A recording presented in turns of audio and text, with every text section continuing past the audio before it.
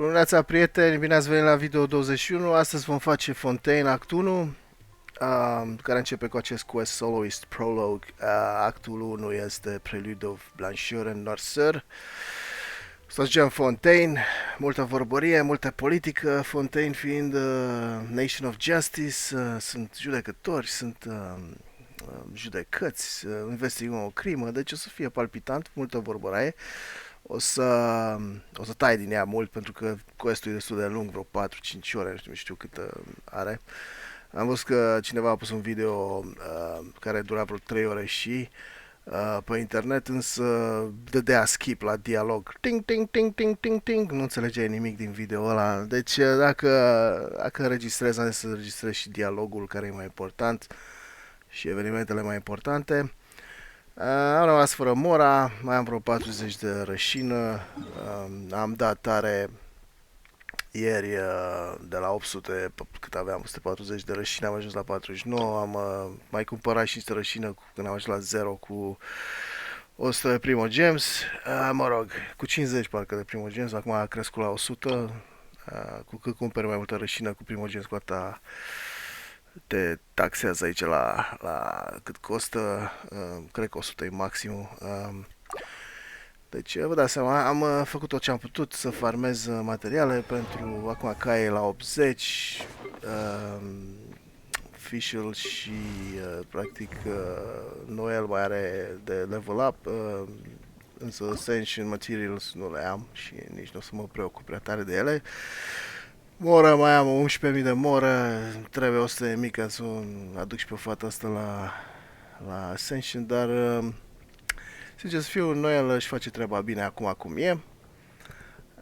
Pentru Mora, în Court of Fontaine, curtea principală din Fontaine, unde o să ajungem, există un chest secret, o să vă arăt locația lui și îți dă multă Mora. La weapons am pus și un pic de eforturi, am mai dat un refinement și aici să-l aduc pe caia așa la un damage de 1600, attack 1600, 4, weaponul lui este la 80, la fel și Fischl, iar Jean-Link și Noel sunt la 70 amândouă cu weapons, deci arată destul de bine față de cum arătam ieri. Jean-Link e mai importantă, am văzut și în Temples. Jean-Link Pyronado este excepțional, cuplat cu Oz fac un AoE damage foarte bun de care avem nevoie. Da, șansele noastre să obținem un Dendro în continuare sunt mici, dar sper că pe următoarele bannere o să apară al Hatem. Știu că pe următorul banner nu o să apară al Hatem, dar poate mai pun niște eforturi în băiatul ăsta și îl folosim pe el ca Dendro aplicator. Mă rog. Actul în Fontaine, vorboraia, cum am zis, nu avem nevoie de prea multe bătălii. Cel puțin nu o să fie nimic care o să ne creeze probleme. Asta e. Începem actul 1. Suntem în caravanul Ribat și de aici pornim. O să trag fără voce, evident, cum am făcut și până acum. Tai cât pot din chestiile neesențiale. Și vă mulțumesc că vă uitați din nou la acest video lung și probabil plictisitor, dar trebuie să facem aceste Archon quest-uri, să ajungem în Natlan cum trebuie. No, baftă, ne vedem pe parcurs.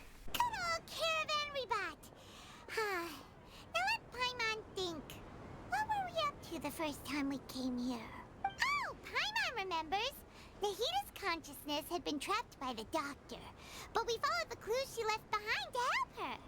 So much time has already passed since then, and it seems Sumeru's changing for the better now that Nahita's in charge, right? Paimon just hopes this peace will last a long time, and then Nahita won't have any more new problems to deal with. Goodbye, Dia. Bye-bye, Sumeru.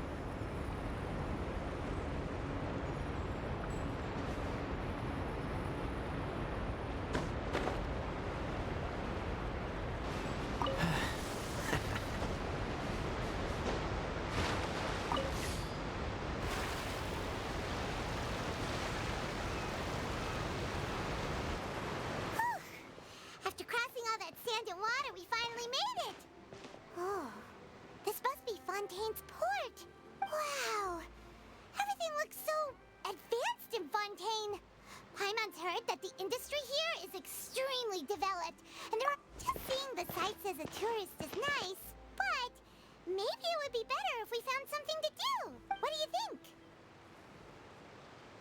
Good idea! Nahida gave us loads of useful information. Seeking out the Seven is probably still our best source for information at this point. Yeah, the more we can learn, the better. Oh, allow me to introduce myself. I'm Linny, and this is my sister Lynette. If I had to guess, I'd say you must be travelers from abroad. Nice to meet you! Paimon is Paimon, and this is the Traveler. We just arrived in Fontaine. We were just talking with your sister. Even though we didn't really get what she was saying. I see. It's unusual for Lynette to be so willing to talk with anyone. In fact, she seldom speaks at all. Oh, really? Then you two are just like us! Paimon's always the one talking for some reason. So that's how you think it is? I also think my brother can be too talkative at times. Seems you were right, Paimon. We are quite similar. Please follow me.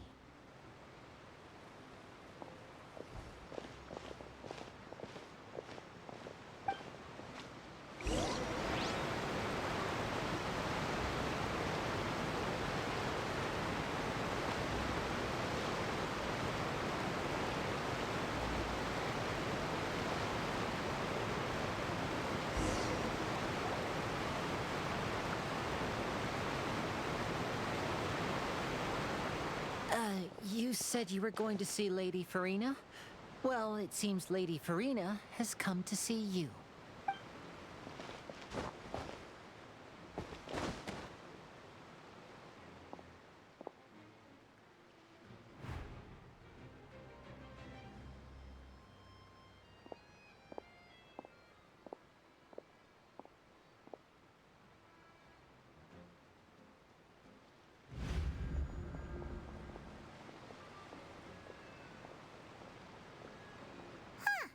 So, she's the Hydro-Archon?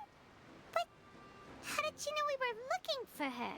My dear people, rich and poor, those with cup in hand and those with nothing at all, raise your glasses in celebration. If you don't have one, then just raise your hand in lieu.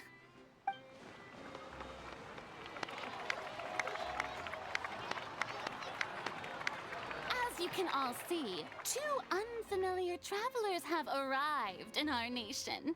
Come, let us make a toast in honor of this traveler and his companion who have journeyed here from distant lands.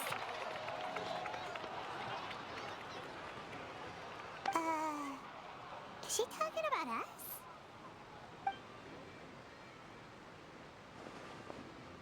I've long heard of the turmoil and chaos you've left in your wake as you visited other nations. But I welcome you nevertheless. No, I have come to receive you personally. Fear is for insignificant cowards. I am a god, and I will never entertain the notion of such meaningless wariness. Of course, seeking an audience with me is the most sensible thing to do. It will allow you to truly behold my power and witness my authority. I, Focalor, hereby welcome you to the nation of Hydro and acknowledge the value and significance of your trip. Now, you may rejoice in this. Yeah, Paimon still can't believe it. Feels like we've only been here for a few minutes. But the Hydro-Archon's entrance was, how should Paimon describe it? A little over the top?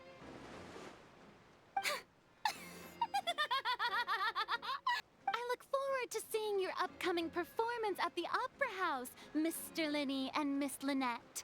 That's enough for now. Toodaloo!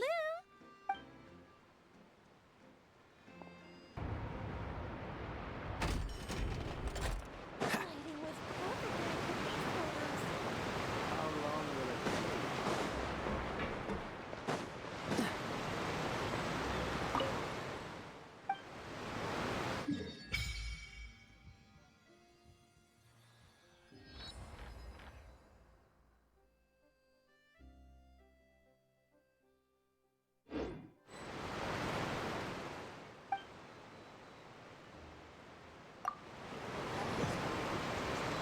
the hurry?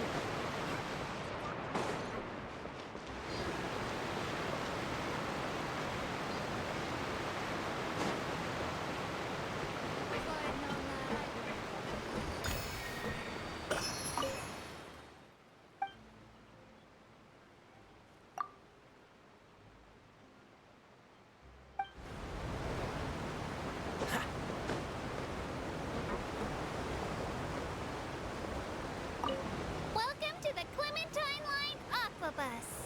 This boat tour will take you to the magnificent court of Fontaine, the most important city in our nation.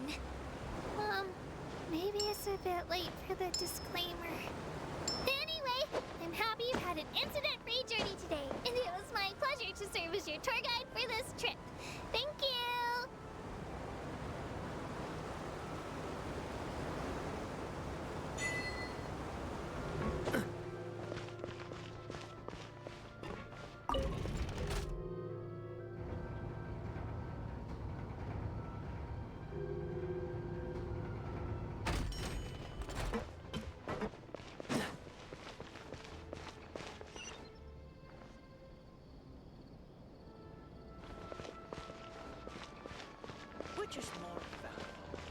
What's the hurry?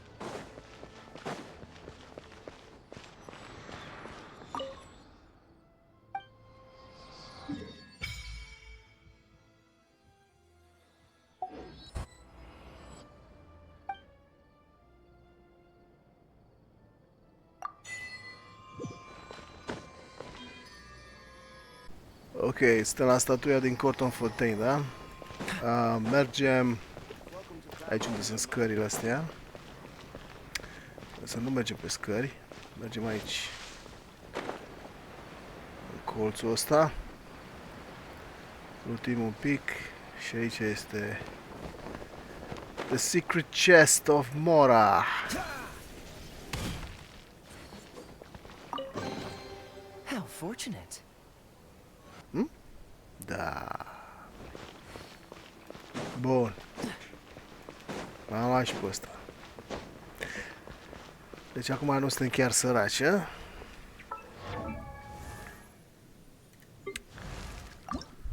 Avem 200.000 acum de Mora. Parcă ne-am scos din foame, a? I didn't know you were such a slacker. O să mă întorc înapoi să-i fac rahatul de quest al lui Lini. Vrea să îi colectez niște materiale pentru Magic Pockets. El va face un show în Opera House, un show care se va termina prost și noi vom trebui să investigăm ce se întâmplă acolo. Cam asta este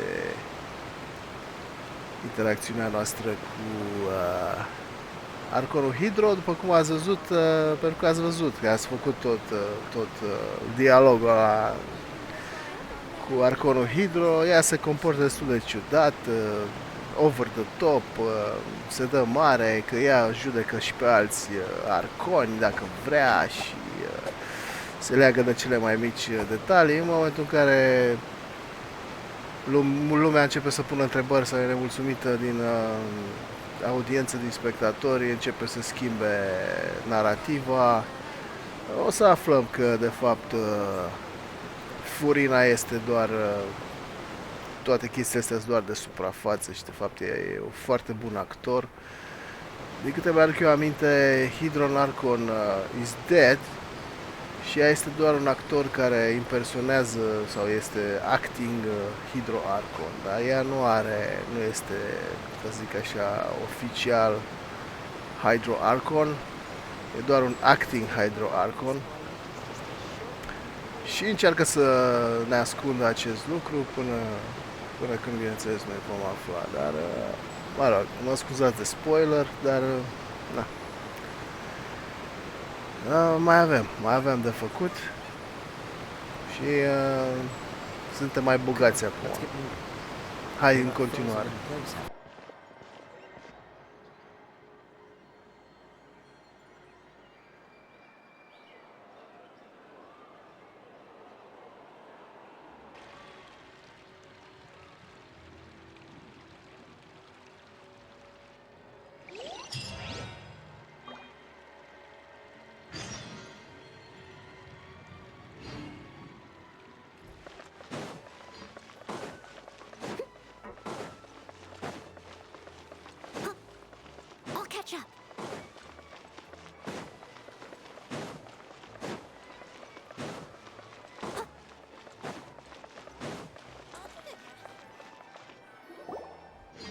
This is our current abode.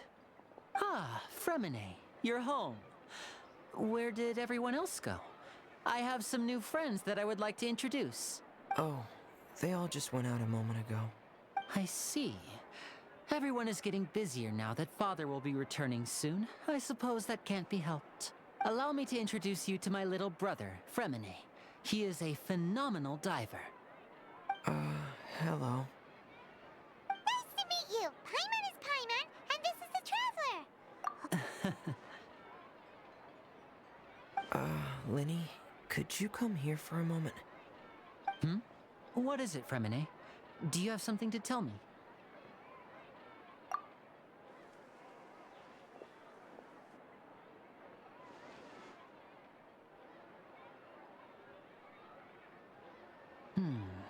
Okay, I see. Is everything all right? Oh, it's nothing. We were just discussing a little housework. Sorry for the interruption.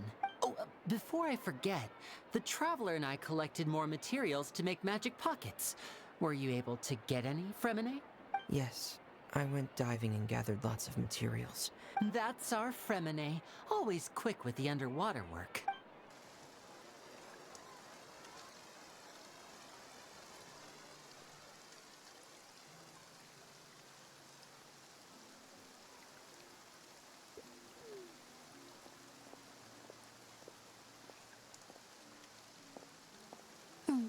Looks like rain. Oh, you're right. But wasn't it clear and sunny just a moment ago? Fontaine's weather sure is weird. I'm afraid that's just how it is here. It often rains on days where there are trials being held in the Opera House, but don't worry, it'll clear up soon enough. What's wrong, Fremine? There's a legend about the rain that I tend to believe. It's said that a dragon of water once resided in Fontaine. Though we don't know where the dragon went, every time it weeps, the skies will cloud up and pour out rain. When I was a child, my mother told me that if I wanted to go outside and play, I should yell toward the sky at the top of my lungs. Hydro Dragon! Hydro Dragon! Don't cry! If it's an elemental dragon, then having the power to make it rain wouldn't be very unusual. Let Paimon try something. Hydro Dragon, don't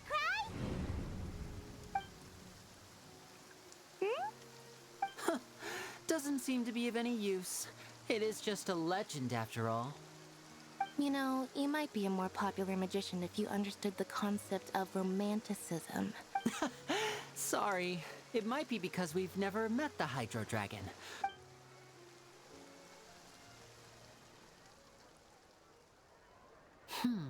It rained for longer than I suspected.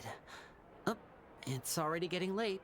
Was there something you needed to do, Linny? Yeah, some preparations for the show at the Opera House. I need to find a way to catch the last aqua bus of the day. On the day of the performance, just ride the aqua bus to the island of Aeneas.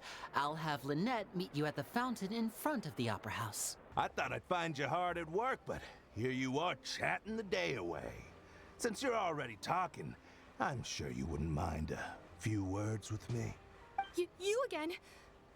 Didn't I already promise you that I'd have the Mora I owe to Confrérie of Cabriere by next month? Why are you hounding me now? Yeah, but how do we know that you won't go running off by the end of this month? I want 50% today. Wait, no, 70%. Huh? You... Seems business isn't so great for the workshop. We've already finished our job and delivered the materials. Maybe now's a good time to leave? Hey, hold on. Before you go around trying to collect payments, why don't you settle your own debts first? If Confrérie of Cabriere wants to poach clients from Northland Bank, that's fine. But I'm afraid you still owe the bank a hefty sum of Mora. So why don't we work things out between us first, before you get back to your little conversation here? You're from Northland Bank. But we said we'll pay everything we owe next month. Why are you hounding me now? Traveler, Paimon! I didn't think I'd run into you here in Fontaine. What are the chances? We're surprised to see you too. What are you doing here in Fontaine? You didn't want to stay in Snezhnaya? Long story short, I've already been in Fontaine for some time now, and honestly, things have been pretty boring. But it seems that fate brought our paths together today. Not only will I have some good friends here now, but ones who always seem to find trouble. Either way you look at it, it seems things are going to get a lot more interesting now. Pretty sure we'd want to avoid anything that you'd find interesting. Hey, you, Northland Bank boy. Aren't you forgetting something? Don't interrupt. It's not often I run into the Traveler like this. Why don't you wait for me over there for a while? You kidding? Aren't you the one looking for us? You really expect us to sit and twiddle our thumbs while you catch up with your friends? Listen to me, boy. If you want your Mora, fine. Why don't you come and take it? Hey, I just said not to interrupt. Oh, by the way, Traveler, the last time I took Tonya and Tusser ice fishing, Tusser said, Hey! That's way over the line! All right, boys, let's see who has to pay up now! Can you at least let me finish one sentence? Fine. Though the bank told me not to get rough with our clients, you're the ones who started it. This is an act of self-defense. You two will have to be my witnesses, okay? I'm sure this won't take long.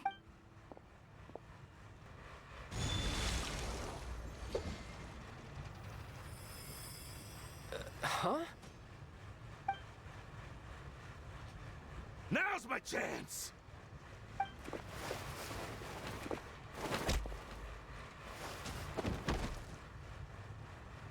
Huh. That was weird. I'm not sure. It's as if I suddenly lost control of my hydro powers when I needed them. Maybe there's something wrong with my vision? Strange. How could that happen? First time Paimon's ever heard of someone losing control of their vision. Never mind. It doesn't matter. If I want to stay sharp, I shouldn't be relying too much on my vision anyway. So what are you doing in Fontaine, child? And don't say it's work for Northland Bank. Well, I guess it's because I've been in a bad mood lately. Huh? What kind of reason is that? Wait, since when do you feel down about anything? I don't know. Maybe I still have a lot to learn about myself. But recently, there seems to be some sort of restless power stirring inside of me. And I don't know why, but every now and then I feel like I'm in a terrible mood. Maybe you losing control of your vision just now is connected with that power you're feeling inside. That is a possibility.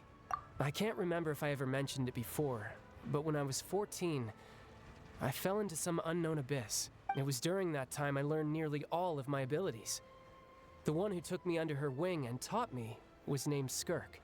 She was always quiet and very mysterious. Nobody knew where she came from or what she had been through, and she was always very strict when teaching me combat techniques. One time, I asked her why she was willing to take me on as an apprentice. From what I could make of her answer, it was because I had awakened it, and traces of it remained on me. But what is it? What did you awaken? She never explained that. But my guess is that it's related to a dream I saw when I had just fallen into that abyss. In my dream, I was in the deepest depths of the sea, and the boundless seabed was all around me. But in front of me appeared a whale that was so massive, I felt like I couldn't breathe. A whale? Oh, that sounds familiar! When we fought against you before, you summoned a huge whale that seemed to leap at us. Is that the one? That's just an abstract form of a whale that I create using my elemental powers. It takes that shape because the scene I dreamt of the whale has always been stuck in my mind. I'll never forget it. So you used the whale as inspiration for one of your moves? Huh. Seems a little twisted to Paimon. So why don't you just go ask your master? Maybe she knows the answer. You make it sound so easy. Ever since the incident I experienced there, I've never stopped searching for Master Skirk and that unknown abyss. But it's been years now, and I've still found nothing. There isn't even a trace of the place where I remember falling into the abyss. Oh, it sounds like some kind of ghost story. Yeah, I'm out of leads at this point, but there's nothing more I can do. It seems that strange encounters in this world tend to be elusive like that. Oh, seems the time really flies when I'm talking with you. I just remembered I have somewhere else I need to be, so I should get going. What? More work for the Northland Bank? No, it's more of a personal appointment. Lately, I've been sparring with some of Fontaine's official champion duelists whenever I'm feeling bored. Official champion duelist? Yep, in Fontaine, before a criminal goes to court, they're given one chance to defend their honor by requesting a duel with an official champion duelist. The champion duelists are all-powerful fighters selected from among the nation's best. And the duel itself is a no-holds-barred fight with no specified stopping point. So engaging in such a duel is regarded as a symbol of defending your honor. If a criminal manages to win the duel, they'll be acquitted. But if they lose, they'll have no choice but to stand trial. And the worst-case scenario is that you're simply killed in the duel. Though it's rumored that Fontaine has a death penalty, from what I can tell, no one has ever been officially sentenced to death. So really, the only people who opt to duel are those who have suffered a grave injustice in being accused, or those who greatly value their honor. Otherwise, why gamble with your life? So, do many people actually get out of their trials by winning the duel? Apparently, it's exceedingly rare for anyone to actually win. Fontaine probably enacted this system as a way to show that the nation respects the honor of its citizens. Besides, none of the champion duelists are to be trifled with. Apparently, the one I'm meeting today, Clorend, is the strongest of the champion duelists. I had been asking her for some time before she finally agreed to face me today. Well, that's child for ya. Paimon feels like we heard that name somewhere before. Clorand. Huh. Oh, before I forget, I want you to have this. Huh? Your vision? You're seriously just giving it away? I'm just worried that it could become uncontrollable again. I'd be pretty upset if it got in the way of my duel, so I think I'll be better off without it for now. Besides, I just need you to hold on to it for a short while. I'll come retrieve it when I have some time later. What's the hurry? I can't wait to see how they...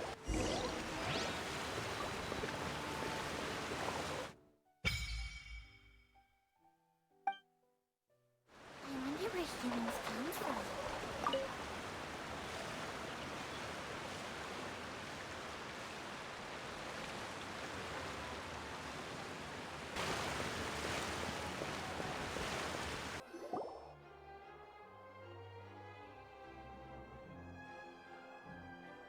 Oh, these should be our seats. Come on, let's sit down.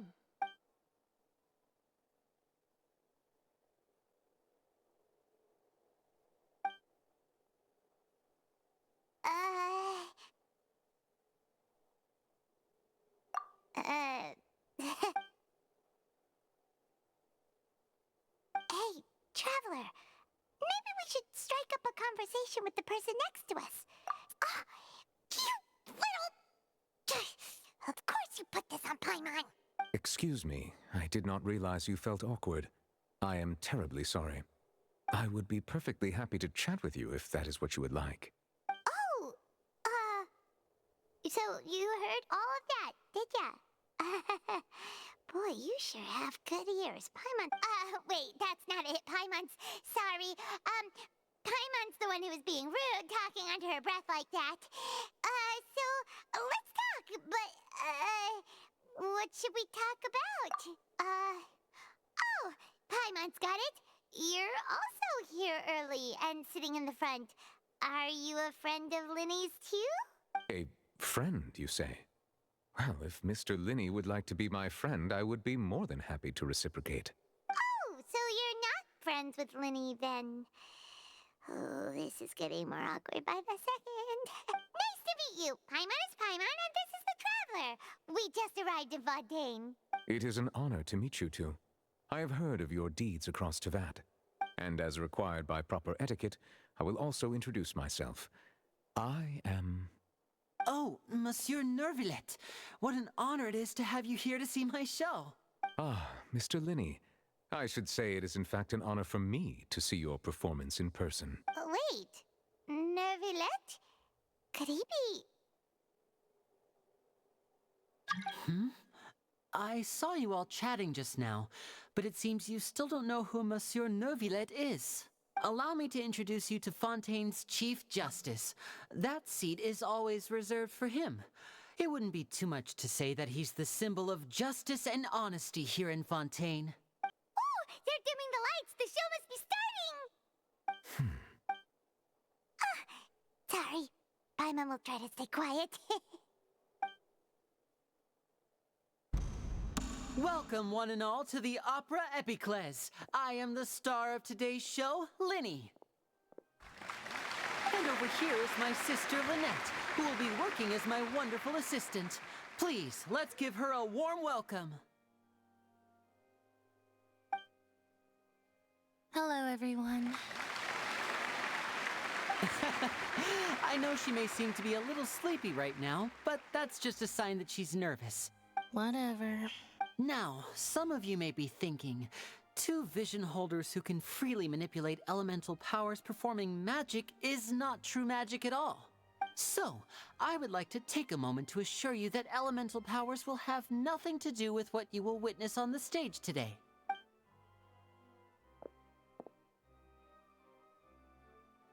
Both Lynette and myself have removed our visions for the show.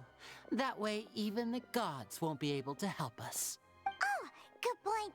That's what makes the show real magic. Now, without further ado, let the show begin. I know you might miss her, but don't worry. She'll be coming right back on stage momentarily. Perhaps in an unexpected way. Oh, and before I forget, there's one more thing I should say. You never know what can happen in the blink of an eye. A magician's greatest skill is making things disappear or appear. The possibilities are endless.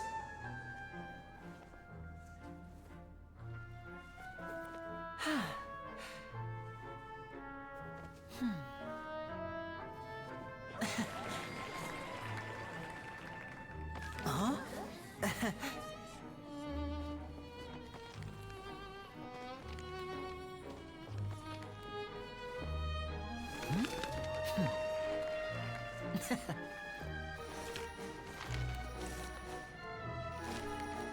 But this isn't what you came for. These little tricks, you've seen them all before.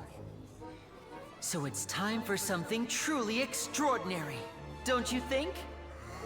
This one's a little tricky.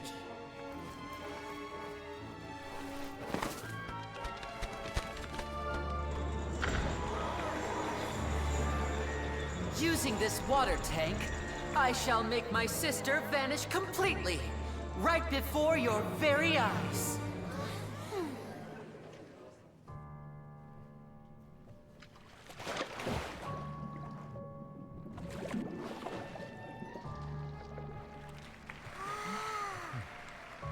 It's actually quite simple. She'll just turn into air bubbles and float right out of the top.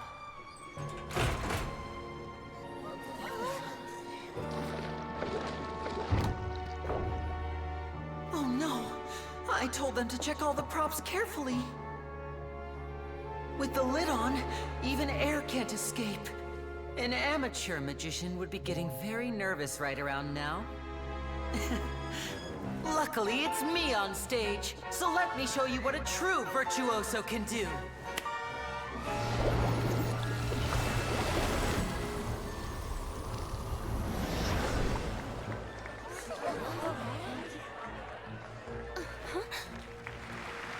Lynette, are you still there?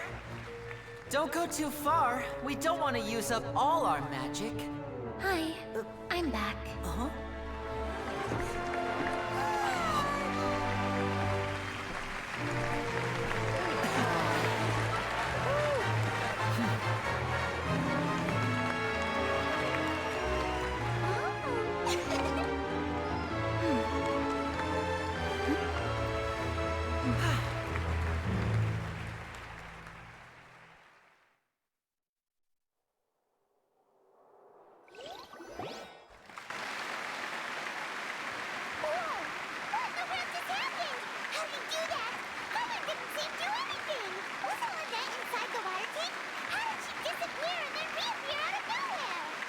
we could see easily through his tricks, then that would mean that his skills are still lacking. To appreciate magic, you should focus on the show happening on stage, rather than getting caught up in trying to see that which has been intentionally hidden. Guess you're right. Paimon couldn't believe her eyes when Lynette reappeared. Amazing! Thank you everyone. I'm glad you enjoyed that performance. But our magical journey has only just begun. I've prepared even more astonishing surprises for everyone here. The magic of transformation and disappearance can go far beyond what you've just seen. I'm sure many of you are thinking that escaping the water tank was impressive enough. But Lynette is still my assistant after all. In which case, I have ample time to make all necessary preparations. So, for my next trick, I will require the participation of one lucky audience member.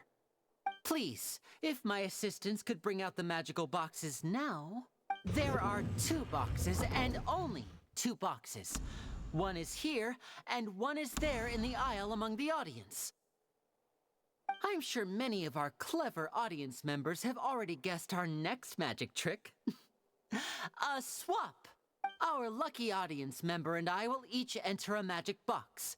After 1 minute, we will each emerge from the opposite box. Now please, everyone pay very close attention to the box you see here. Wow! How's he gonna do this? Hey, do you think this is all magic tricks, or does Lenny have actual superpowers? The lucky audience member will be generated by this random number selector. It selects numbers entirely at random. Even I don't know who will be chosen to participate. Now then, let's begin. Let me see. Oh, row 7, seat 3. Congratulations! You now have the chance to experience magic firsthand for an entire minute. Please, come forward. My assistant will take you beside the magic box. I'm sorry, it might be a little cramped inside, but no need to feel nervous. We've carefully arranged everything for you to be as comfortable as possible. You don't need to do anything, but no matter what strange things may happen, don't come out of the box. If the magic is interrupted, who knows where you might end up? You might even find yourself in the Fortress of Meripede.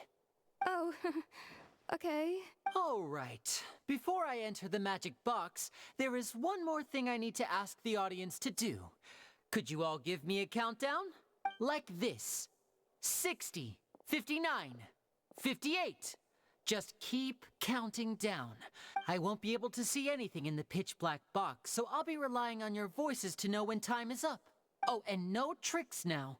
If you quickly count from 60 in just 30 seconds, then I'll be in a tough spot. Ooh! Paimon kinda wants to count faster after hearing him say that! No, that won't do. I can see it in your eyes. You still can't be trusted. Let's practice together. Come on, repeat after me. 60, 59, 58. 60, 59, 58! That's right, perfect. Keep it going. All right, I'll see you all on the other side once you've finished counting. 54, 53, 52? Why aren't you counting, Nervalette? I am counting in my head. I think things are exciting enough in here as it is. Merely a consequence of my identity and personality. Do not worry about me. Just enjoy the show. Oh, all right. You look so serious that Paimon thought you might be feeling uncomfortable or something. 40, 39, 38! Mr. Linney, are you all right in there? Is everything ready? Yes, I'm fine. I'm just double-checking the direction of the magic. It would be a disaster if we get sent to the wrong places. For example, midair right above the audience. Even though he's saying that, Lenny doesn't seem nervous at all. What was that noise? Did you hear it too? Not sure. Anyway, it doesn't seem like anyone's worried about it. 25, 24, 23! What's wrong, Mr. Linney? I can still hear you moving in there. I seem to have accidentally knocked over a decoration. I'm trying to fix it, but it's pitch black in here. I can't tell left from right. Never mind the decorations. There's no time for that. The show is what's important. No, that's unacceptable. I want my show to be perfect. Don't worry, we still have 20 seconds. Hear them counting? 19, 18, 17. It seems things aren't quite going as planned. I apologize, everyone. It feels like you're all starting to count faster, but that's all right. I know it can be tiring to do such a long countdown. 10 seconds and change is still plenty of time. 10, Almost there now. 8, Swapping two people is harder work than you might think. Even a master magician like me can't guarantee I'll get it right the first time. Hey, wait! Is this the back one? I can't tell. They both look the same inside. Huh? Nope, that's not it. I'll try again. 7, Hey, slow down! Honestly! 5, 4, 3, Whoops! That doesn't count! 0.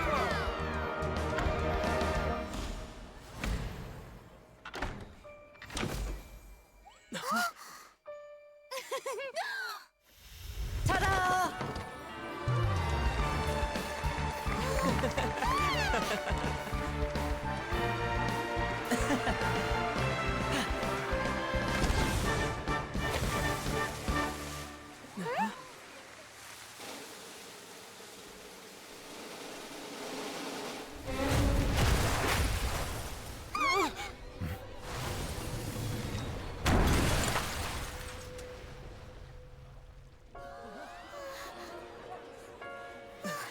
What happened?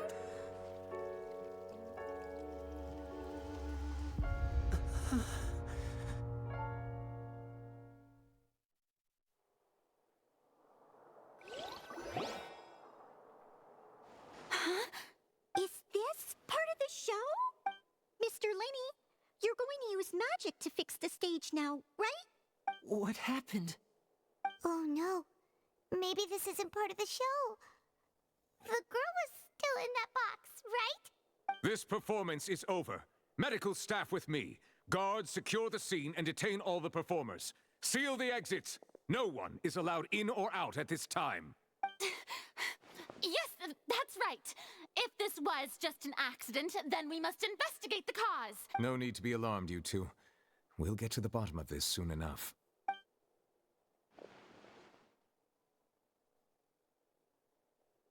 Unfortunately, the person who is in the magic box has been pronounced dead. His name was Cowell, one of the assistants in Linny's magic troupe. Apparently, the fireworks on stage ignited the ropes that were suspending the water tank, which then caused the tank to fall onto the stage. As of now, we are still not sure why we found Cowell in the box, rather than the guest from the audience. And after an initial search of the area, the guards have confirmed that the girl is nowhere to be found. It appears that this incident was not merely some mishap with the performance, and there are many indications that it is connected with the case of the serial disappearances of young women. The serial disappearances case? That's the case that Charlotte mentioned before. I know the truth. I can see through the whole thing. Really, using such a shallow and obvious mystery as his finale. Did he really underestimate us that badly? I say that our powerful magician, Mr. Linny, is now the prime suspect for the serial disappearances case. Huh? Why me? This whole thing was an accident. No, this all occurred during your magic show, did it not? The missing girl disappeared after being chosen, did she not? The deceased is one of your assistants, is he not? Now that I think about it, that whole speech about magicians making things disappear was nothing more than a provocation, a bald-faced challenge. That can't be right. How can Lenny do this? He was in the box on the stage the entire time. We can even hear his voice. Besides, before the show, he told us that he would like to catch the criminal behind the disappearances. Save discussion for a later time, please. Lady Farina, may I assume that your comments just now constitute an accusation against Mr. Linny and his associates, and that you are pressing charges? I just think that he... Well, I think it might be a little early to talk about formally pressing charges. But what Lady Farina said just now makes perfect sense. Looks like she's gonna personally deliver justice. A kidnapping and murder carried out under the cover of a magic show. Lady Farina said it all. I mean, of course, my dear people. But what excites me even more than the obvious truth before our eyes is the opponent I'll be facing. That's right. I mean you, Traveler. You'll support Lenny, won't you? After all, he was the one who helped you the first time we met. Then there's no problem at all. You know, the Traveler and I already had a duel the first time we met. But with Lenny's help, our little duel ended in a draw. But draws really are the most boring possible outcome. So, no more draws. Between the two of us, there must be a clear winner and loser. Huh? It wasn't a draw. She obviously lost last time. I understand.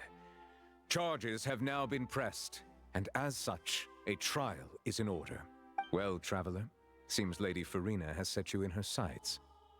But putting her dramatic rhetoric aside for a moment, I would like to ask you, are you willing to act as Mr. Linney's attorney and defend him in this case? Very well. The trial will be held a day from now in the Opera House. Both sides may investigate the scene to build their cases and search for the truth. Linney and his troupe are all potential suspects and shall remain within the Opera House. The audience may begin to leave in an orderly fashion once they have been cleared by the guards. A day isn't that long. Let's see what kind of case this big-shot Outlander can build in such a short amount of time.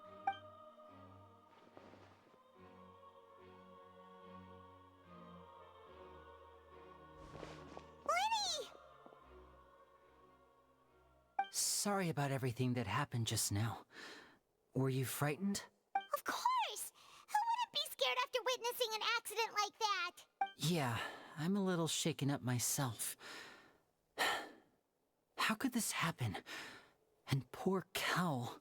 I know you already claimed that you would defend me, but now it's just us talking. Good to hear. Thank you so much for trusting me. I'm sure everyone sees me as the biggest suspect at this point. But if you ask me, the whole thing is mysteries layered upon mysteries. I don't know whether what happened there on the stage was purely an accident or not. And I don't know why poor Cal was in the box. As for how that girl chosen from the audience could suddenly disappear, I'm afraid I don't have any answers either. Even a skilled and knowledgeable magician like myself couldn't pull all that off in just 1 minute. Which is precisely why we need to investigate. As this book says, the impossible could not have happened. Whatever happened must have been that which is possible. Paimon bought them when we were reading at the bookshop in the city earlier. Pretty cool, huh? Don't worry, Paimon used her own savings to buy them. It wasn't from our travel funds. I think they look cute on you, Paimon. You have good taste, Lynette. That's the right attitude. Feeling depressed isn't going to help me now. I need to get back to my normal self. But with the guards watching our every move, it's going to be especially difficult for Lynette and I to prove our own innocence. Good thing you agreed to be our attorneys. Thanks for that. We'll be counting on you. Yes, thank you so much. Yeah, just leave it to us. Oh, since we're going to start investigating, Paimon has a question first. Where did Lynette go during the performance? Well, I'm afraid that would involve some of our essential trade secrets as magicians. The secrets behind our magic are past saving, Lenny. I suppose you're right. The truth behind our tricks is going to be important evidence that will be weighted during the trial. 'Tis truly a pity. As a magician, our magic show is a work of art. But if revealing our secrets will help you uncover the truth behind what happened, then it will be well worth it. We should go somewhere else if we're going to discuss our magic tricks. All right, let's go have a look while the investigation teams are still here. Detective Paimon is on the case.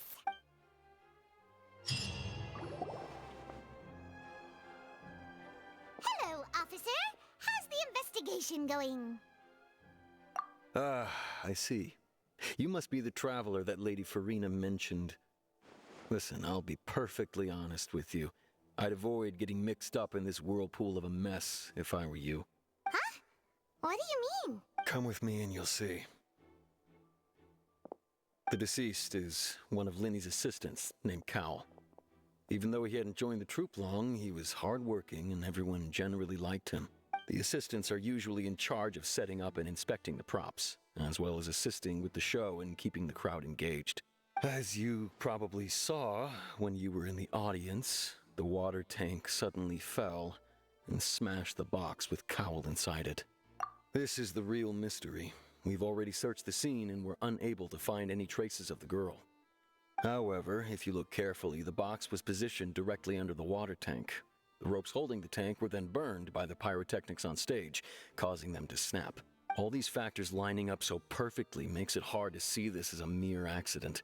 If anything, the more logical explanation is that the whole incident was intentionally planned, and Linny is the most likely person to have access to all these areas. But he doesn't have a motive. Are you both good friends of his? Well, you can't say we're good friends, but we've known each other for a little while.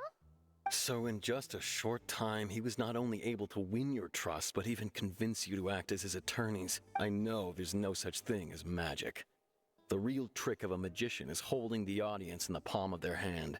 I've seen a lot of cases, and I can tell you that people are the least reliable kind of evidence. Sorry, I tend to be pretty straightforward. Just know that I'm warning you for your own good. Anyway, you may investigate the scene of the crime yourselves if you're curious.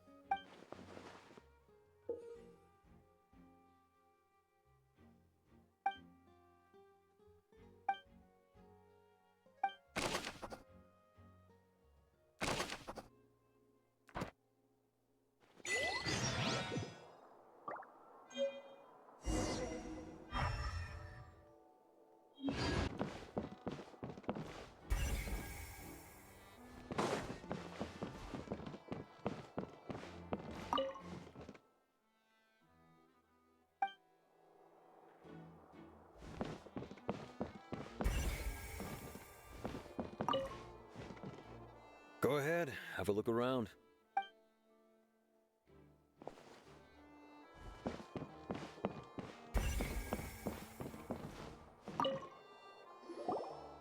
So this is the rope that broke and caused the water tank to fall. The rope looks pretty durable.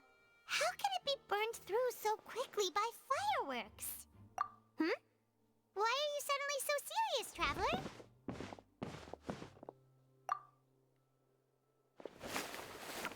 Whoa! Look! This bit is made from different material! Most of it was burned away, but there's still a little bit of it left. Huh. So if a rope meant to hold something was made with that kind of material in it, then that means... Wait! Why don't you write all this down? Let's take notes!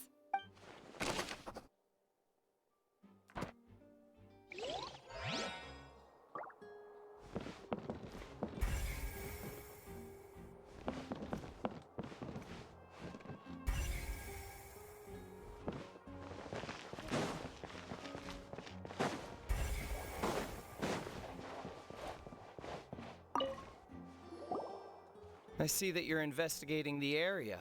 If you find any new and interesting leads, be sure to share them with me, all right? We don't have too many thoughts yet. Then why don't I tell you my hypothesis first? The thud? Oh, you mean the sound that happened during the countdown? Yes, exactly. It wasn't terribly loud, but I suspect that most people heard it. It's just that everyone was awaiting the results of Linny's trick with bated breath, so no one paid it much mind. But now that the incident has happened, the thud has become an important clue. That makes sense. I'm of the opinion that it may have been the sound of Linny's accomplice, Lynette perhaps, jumping atop the water tank or something like that. And when the pyrotechnics went off, she cut the rope, sending the water tank crashing. Wait, Wasn't the noise we heard too loud for that? Perhaps the balance wasn't right, leading to a particularly rough landing. Oh, that's true. I suppose I must reconsider. That does remind Paimon, though. What was with that sound?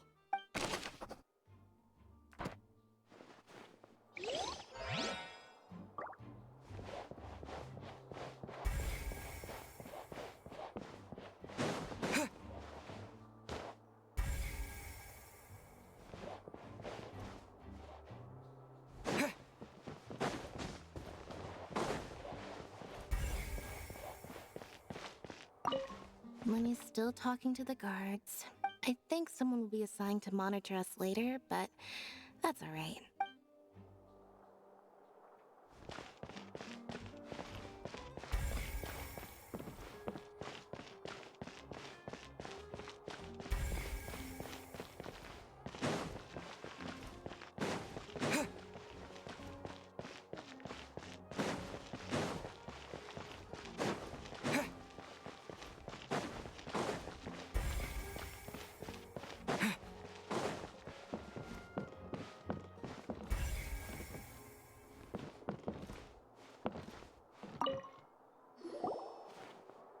The investigation team has some new findings.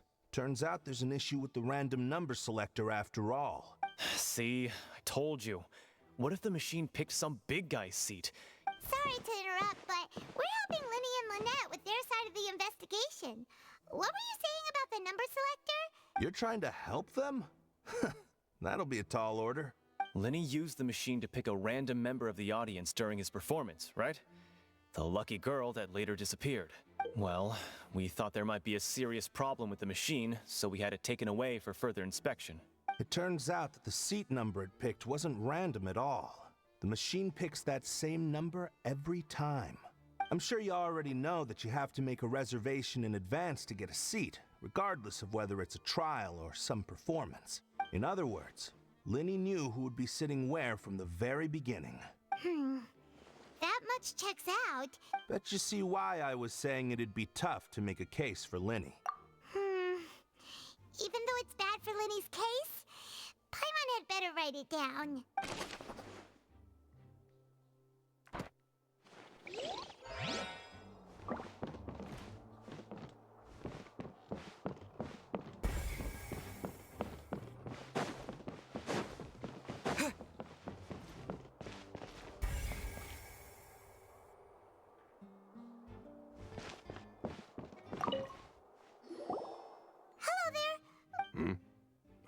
This location has also been cordoned off because the Magic Troop members are currently considered prime suspects.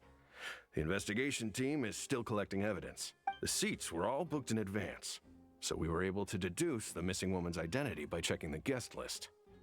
Sure, it's not like this is confidential information. We will publish it later anyway when we petition the public to help us find the missing person. Her name is Halsey. She's a painter from Fontaine who's made a bit of a name for herself. Apparently, she wasn't a regular at the Opera House, but she'd been feeling some pressure with her work lately, which made her decide to come see the magic show. The Magic Troop members all claim not to know her, and we have looked into her social connections. It seems that she has no personal grievances or conflicts of interest with the suspects.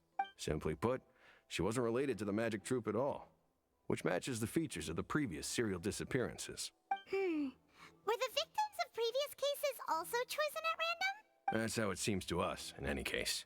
Apart from the fact that they were all young women of around the same age range, there really weren't any other connections between them. Okay then. No need to be so formal. If you do happen to see the missing girl, please be sure to contact us. It is of utmost importance that we get to the bottom of these disappearances.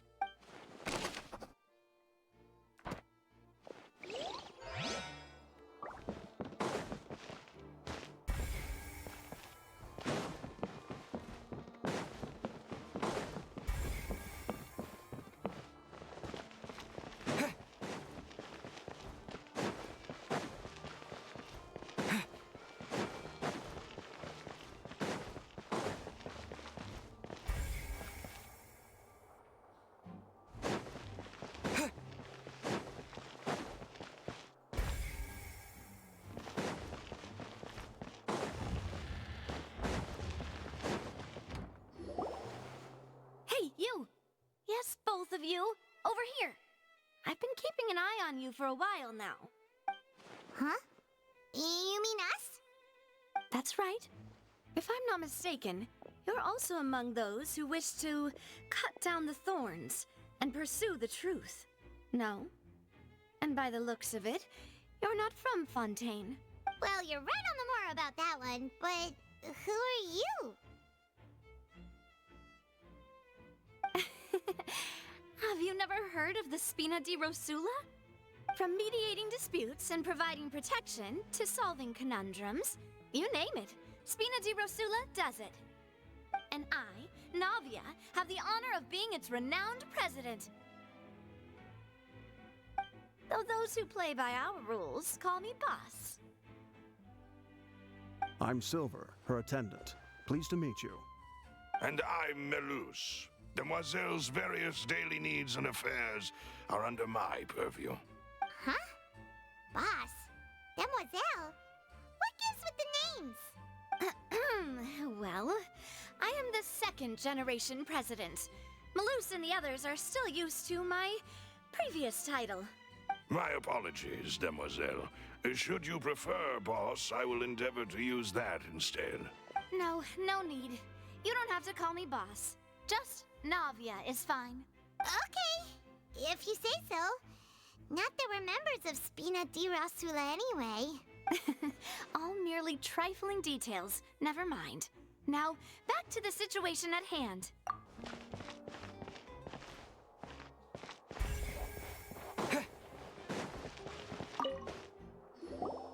Sorry, but no one can freely enter or exit the Opera House at the moment. If you wish to leave, you must register your identity with us first. No, we're not leaving. We're representing Linny and Lynette as attorneys, so were you always guarding this entrance? Yes. After the Chief Justice gave the order, everyone coming in or out must undergo a strict inspection. So, the missing girl couldn't have left from here. At least, not from that point on. I doubt there was much opportunity then, either. How can you be so sure, Well, because I was in charge of security near the entrance at that time. I couldn't see Linny's performance from here, which was quite a shame. Just my luck. But still, I did not abandon my post, and I stayed put no matter how loud the applause was. We Melazines are good at that sort of thing, you know. So, it's safe to say the girl couldn't have left through here. All right, thank you for your help. This will be useful info.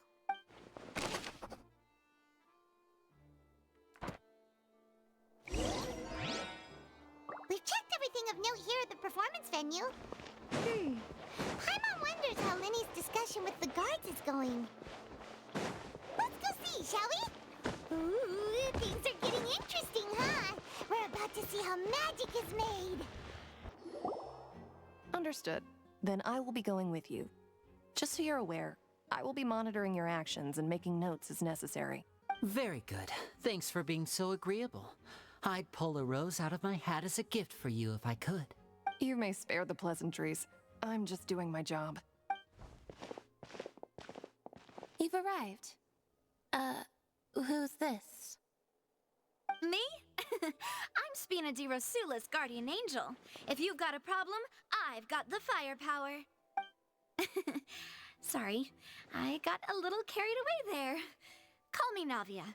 I'm a partner of theirs, and will be helping investigate this whole situation. And these are my companions. Would you mind if they join as well? Fine by me. Oh, new helpers? I would be most grateful. Well, let's just say we're tagging along. It's not every day you get to see the secrets behind magic performed on such a large scale. I appreciate your kind interest. Come with me. We'll be heading below stage.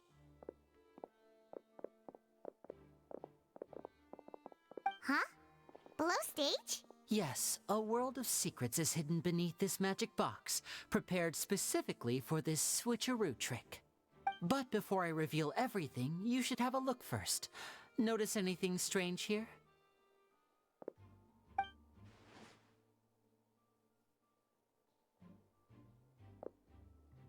I'm not trying to be dramatic. Remembering the details of a trick will help you understand the methods used to perform it more easily. Huh. Weren't there balloons and other decorations here? Where did all that go? Ah, good eye. That said, you're still far from discovering the answer. The back? You mean the inside of the door? What's different about it? Paimon didn't notice anything. Very good indeed. I thought you might not be able to catch that, given that you were sitting in the first row. The back of this door was patterned. Those patterns are now gone, replaced by a smooth wooden board. So, if you put 2 and 2 together, what do you get? Exactly. All right, let's go.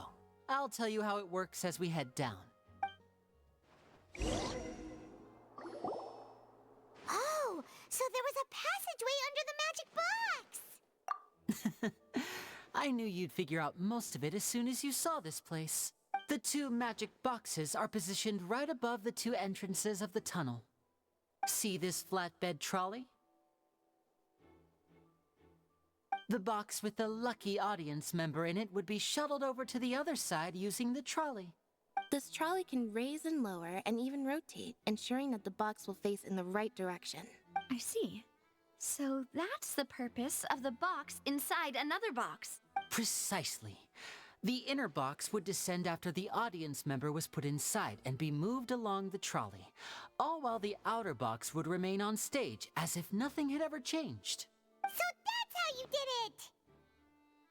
Once the box was lowered, the trolley would store some energy through this device here, with which it would complete the rest of the steps. The audience member would only be able to feel some slight movements in the dark, and by the time she walked out, she would already be back on stage. Right! You were talking that whole time, and you even came out for a moment near the end! Ah, yes. A phonograph operated by Lynette was used to achieve that effect. My assistant and I had already scripted our conversation beforehand. When the countdown began, I had already gone to the opposite box via a tunnel using that ladder. And what about Lynette? Where was she? I was in the mezzanine space in the back of the box. Oh, interesting! That's how we were able to coordinate Linny's lines with the assistant. And, by the way, I was the one who walked out of the box at the end. I mean, we are twins. All it takes is a change of clothes and no one can tell who's who. And that's my favorite part of this trick. Only Lynette and I can perform it. So that's how it all worked! Wow! Every detail you revealed was more amazing than the last!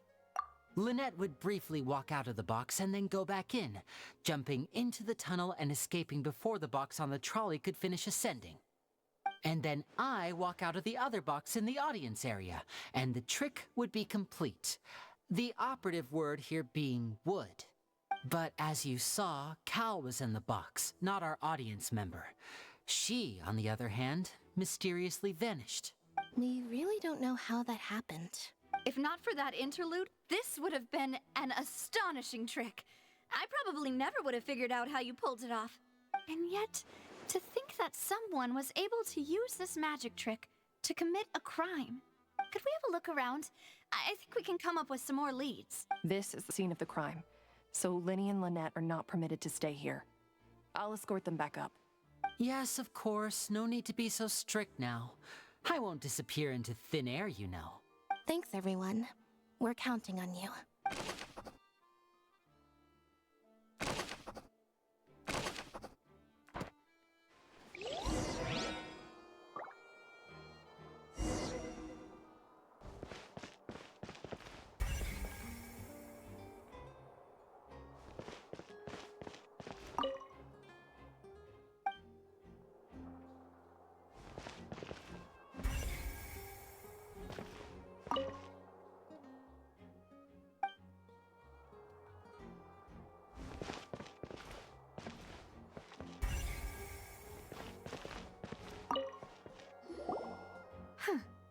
What's this?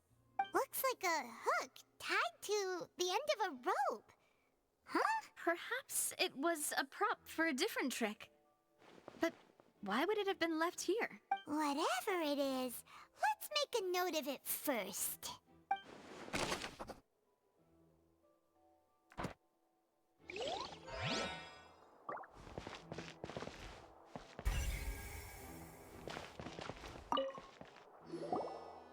The floor is wet. Please be careful not to slip.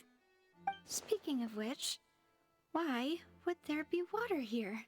Oh, Paimon knows! It's one of those tricks where you pour water into a jug and then flip the jug over only for the water to disappear. And here's a broken vase. That can't be. The trolley moves along tracks from start to finish. It couldn't have hit the vase at this distance. Let's note this down too and think about it later.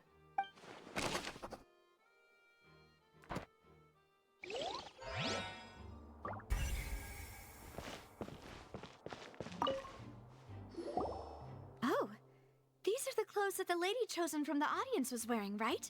Her clothes are here, but she's nowhere to be found. Right! And do you really need to do that if you're kidnapping them? Ugh, this is so confusing. Paimon doesn't want to be a detective anymore.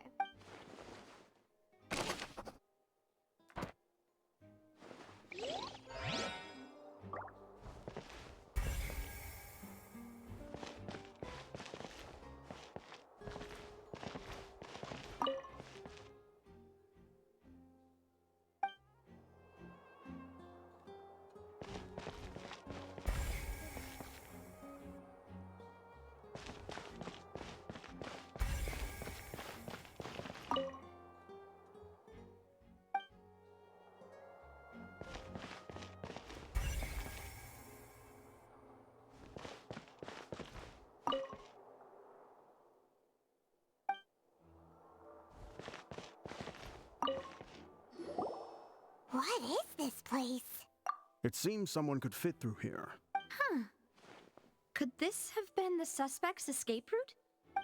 Alone, perhaps.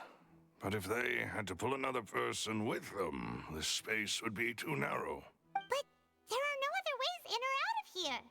Oh, you're right! Let Paimon write that down.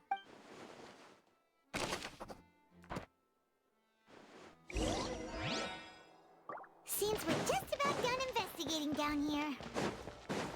Yes, let's head back up.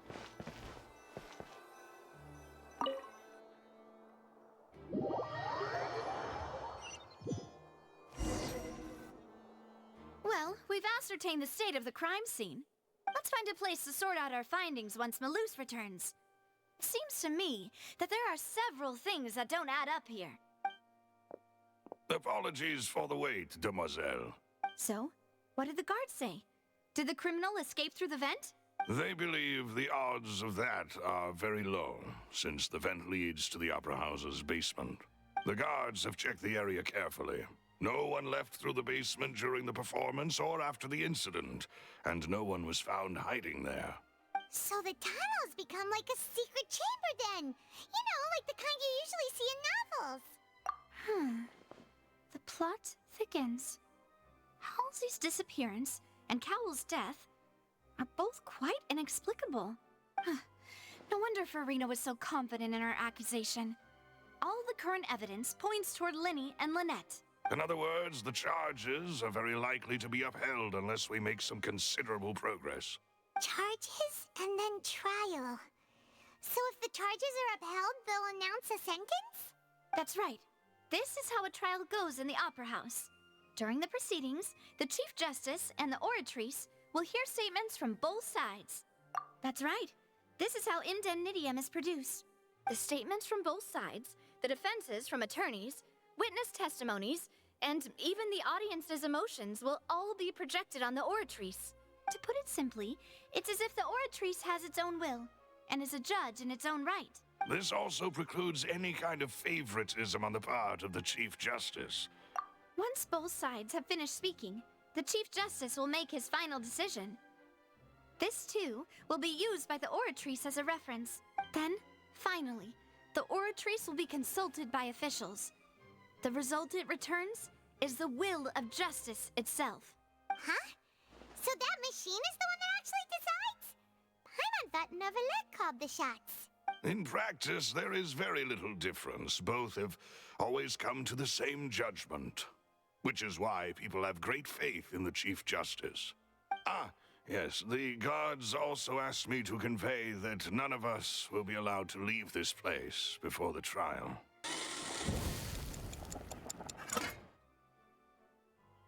Well, that's it for snack time. I'm going to have another look around the area. I don't know what we're looking for yet, but we've still got some time. As attorneys, I suggest the two of you think the case over again. It would be awkward if you got all tongue-tied on stage during the trial. All right, thanks for your help, and for the snacks. It was nothing. A small task for the Spina di Rosula. Silver, Maloose, it's time to go. I'll be back if I find anything new. All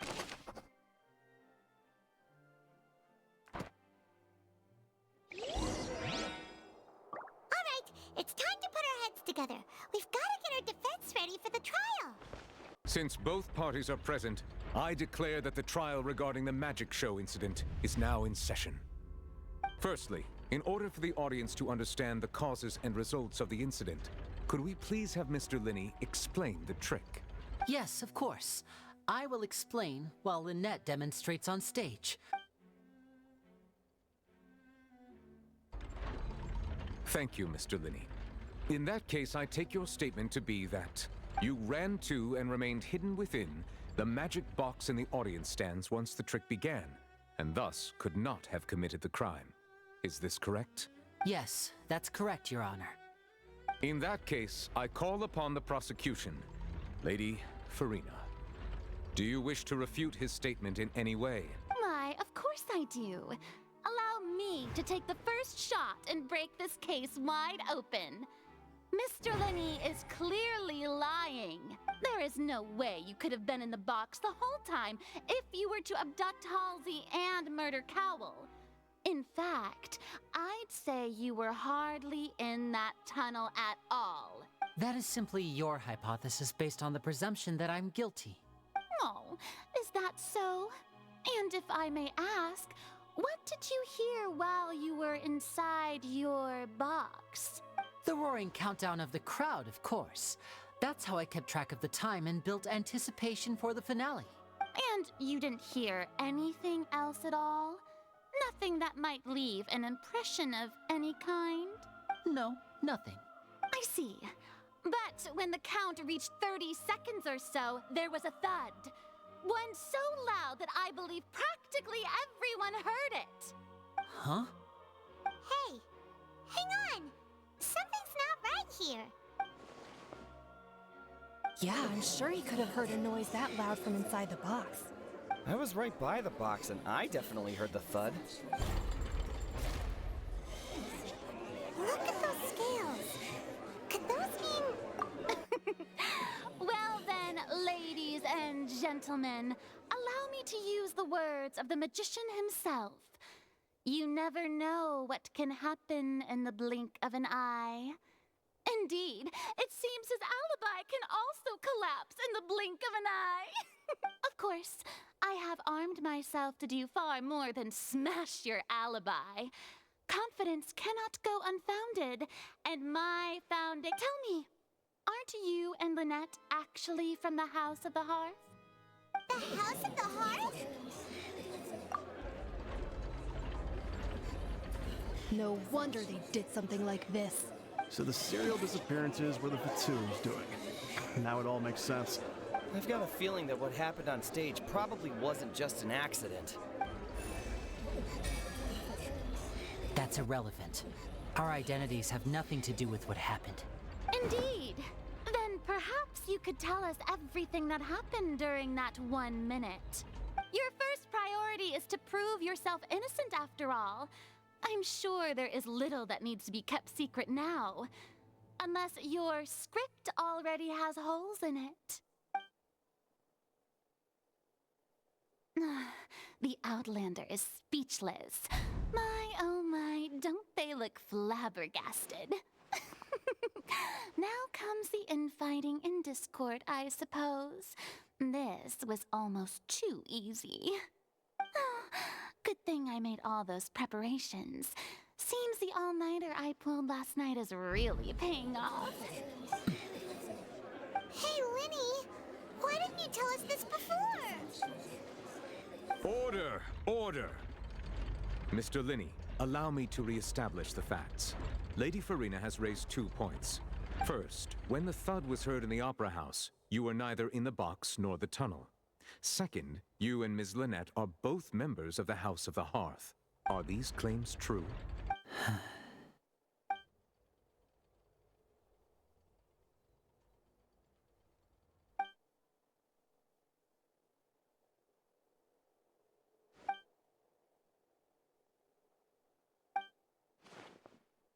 Please answer my question, Mr. Linney.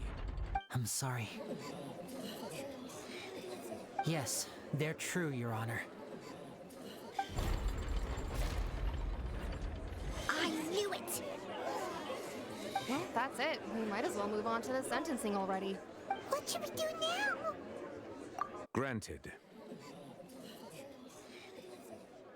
In that case, what is your request? Is that really necessary? They're already as good as guilty. The defendant deceived their own attorneys.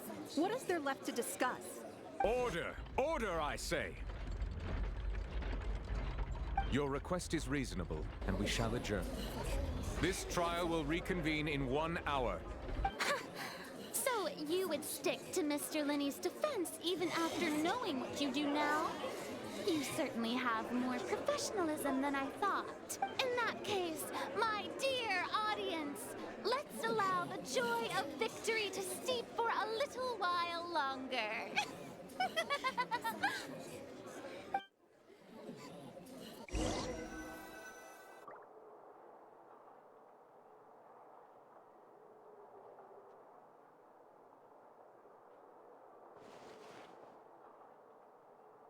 Well, this is awkward.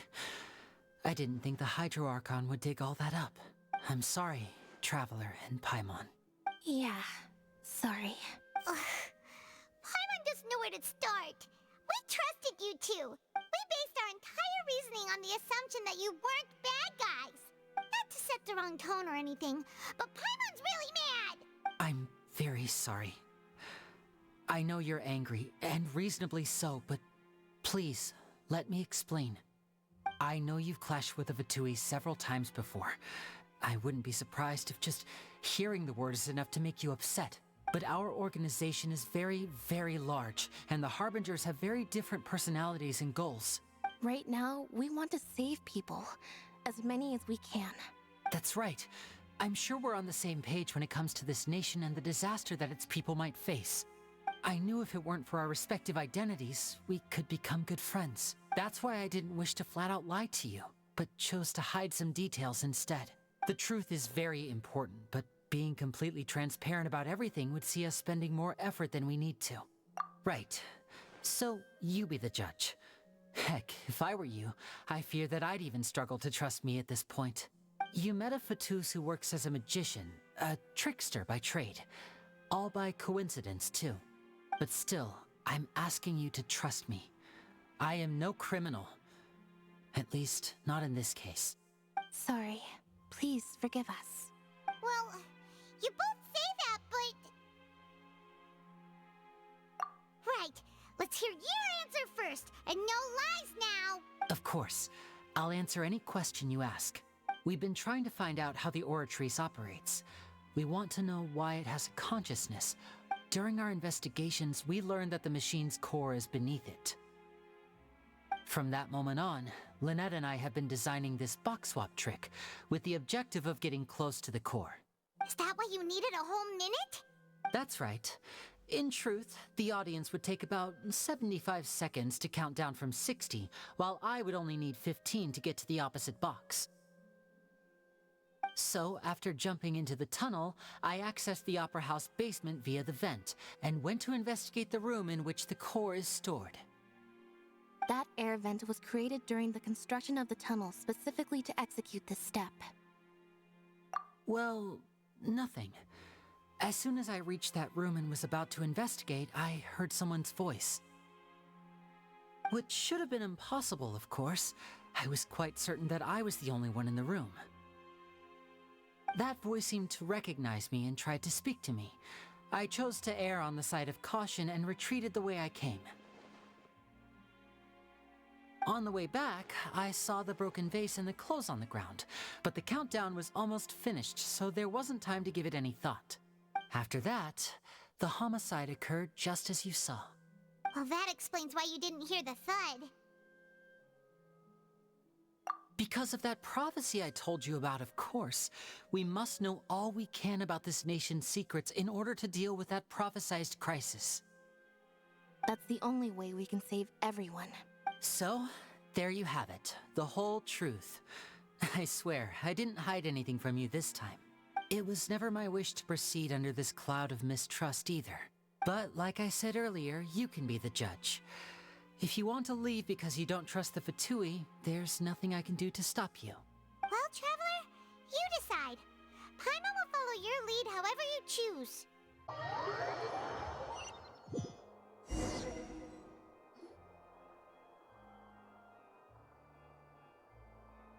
Both parties have returned to their positions.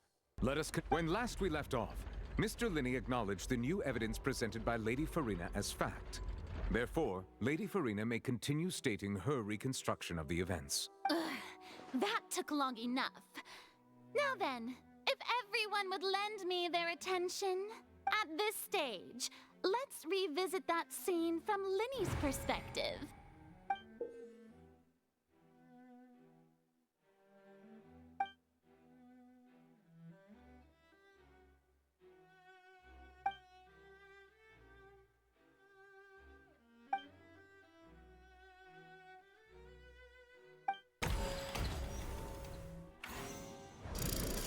Countdown began, he entered the tunnel. When the flatbed trolley passed, he opened the box and got into an altercation with Halsey, which caused the loud thud. He did not realize that this sound could be heard by everyone in the opera house, which is why he claimed earlier that he could not hear the sound. Finally, he used the vase to knock her out, before making her change clothes to prevent others from recognizing her. At this time, Cowell arrived in the tunnel, having heard that strange noise, and caught Linney red-handed. So Linney proceeded to knock him out. Afterward, Linney passed the unconscious Halsey to his accomplice through the magic box in the audience stands, before operating the devices such that Cowell... And there you have it. That's the truth behind what happened. Does the defendant's side have any objections to Lady Farina's description of the events? The key to refuting Lady Farina is the order of events, what Linney experienced, and what he saw.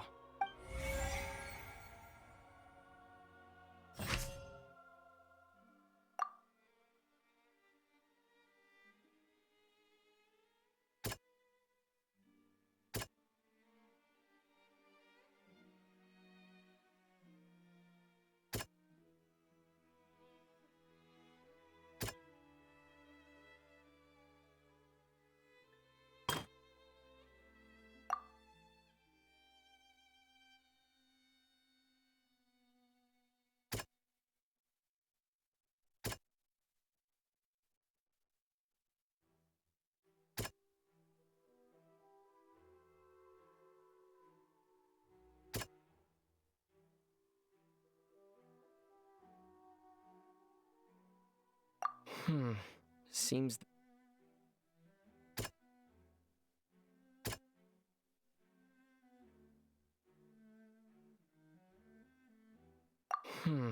Seems...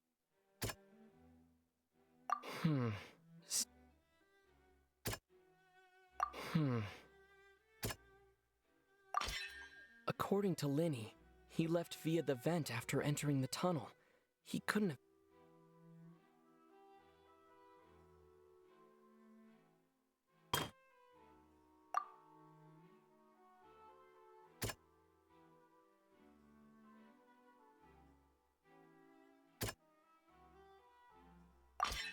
Linney went to the room that contains the...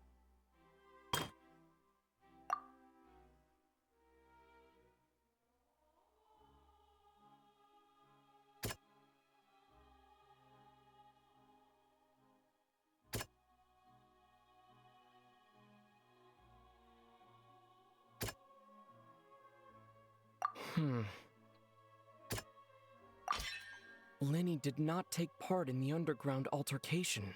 He only witnessed traces of the aftermath. Attention! Ace Detective Paimon has something to say! When the countdown started, Lenny did indeed go into the tunnel. But he immediately used a vent to access the Opera House basement, which is where the underground core of the Oratrice is stored. Once he reached that area, he heard a voice in what should have been an empty room.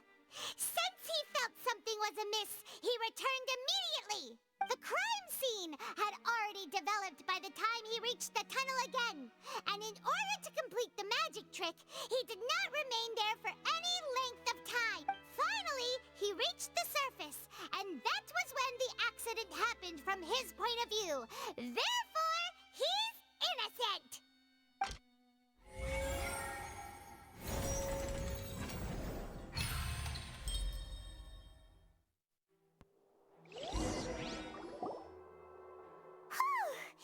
Paimon did it! Paimon actually managed to say all that! In other words, you believe that he knew nothing of the incident? That's right! My reasoning? If that's the case, then if Cowell hadn't entered the tunnel, who was the entire setup meant to kill? Assuming that what you say is true, Lenny only needed to kidnap the young girl to cause a new disappearance case. What would the point of killing someone on stage be? Oh, they have a point. That's right, you tell them! And that's why they're partners of mine. Oh, well, your denial is very strident, I'll give you that. But what proof do you have to back your claims? Of course I do. If he had been in the magic box the whole time, how could he have not heard that sound? Why do you ask? You're saying that he wasn't?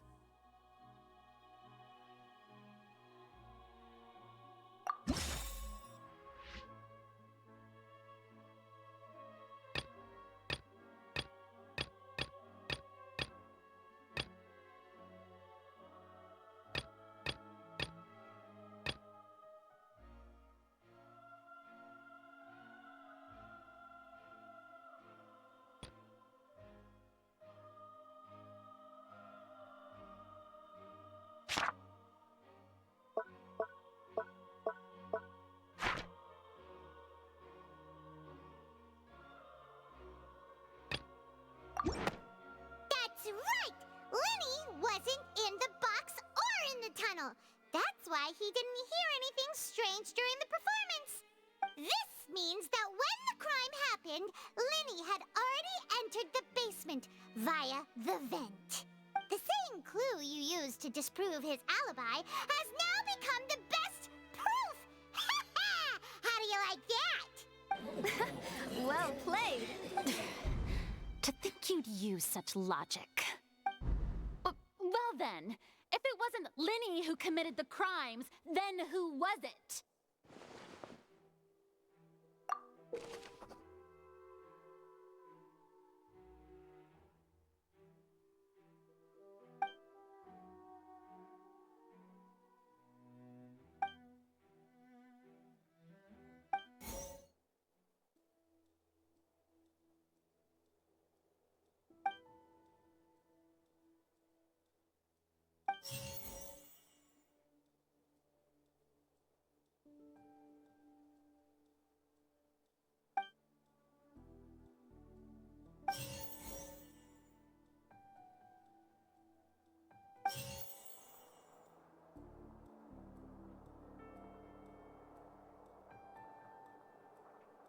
The deceased's name is Cowell, Lenny's assistant. He...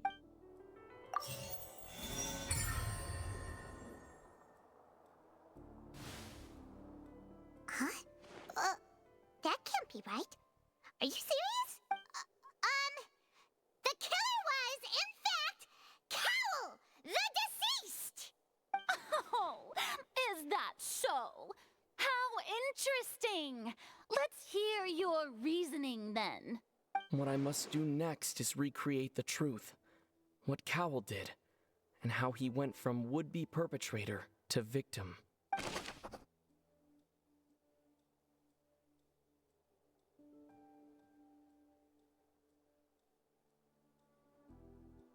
Linny was not in the tunnel at that moment, which gave our criminal ample time.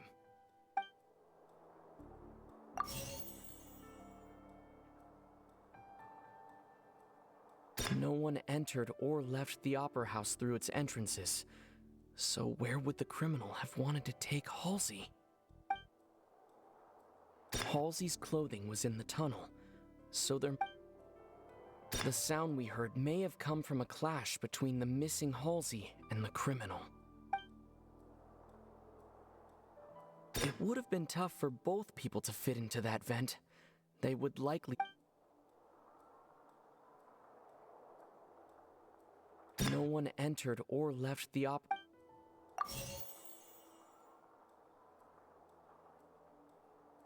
The deceased's name is Cowell. Linny... No one entered or left the Opera House through its entrances, so where would the criminal have wanted... It would have been tough for both people to fit into that vent. They would likely have bumped into Linny as well.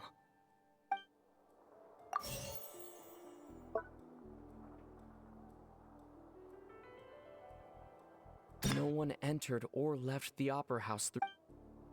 The sound we heard may have come from a clash between the missing Halsey and the criminal.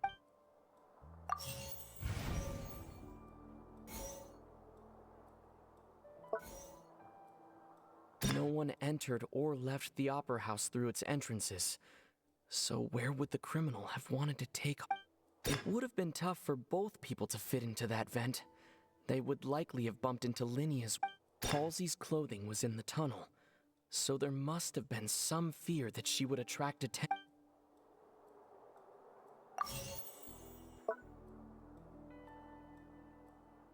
No one entered or left the sound we heard may have come from a clash.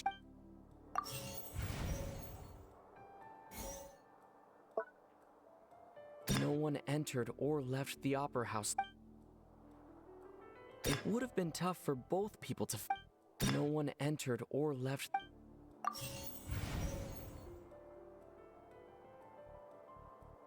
It would have been tough for both people...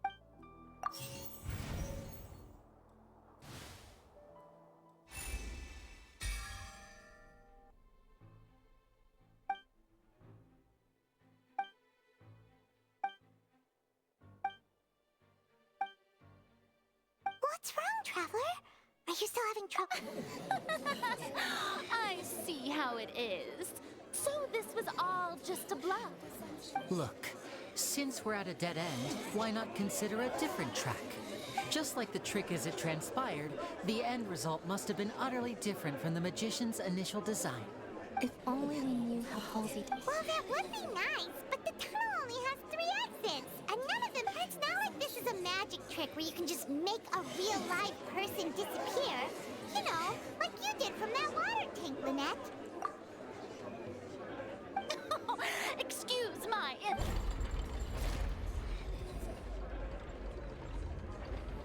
If the defense is unable to make further effective arguments, we will move on to the next stage of the trial.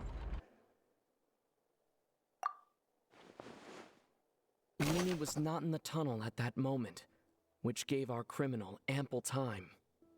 The sound we heard may have come from a clash between the missing Halsey and the criminal. The deceased's name is Cowell, Linny's assistant. He would have been able to tamper with the equipment. Halsey's clothing was in the tunnel, so there must have been some The vase was not broken by chance. It was used to cover important evidence.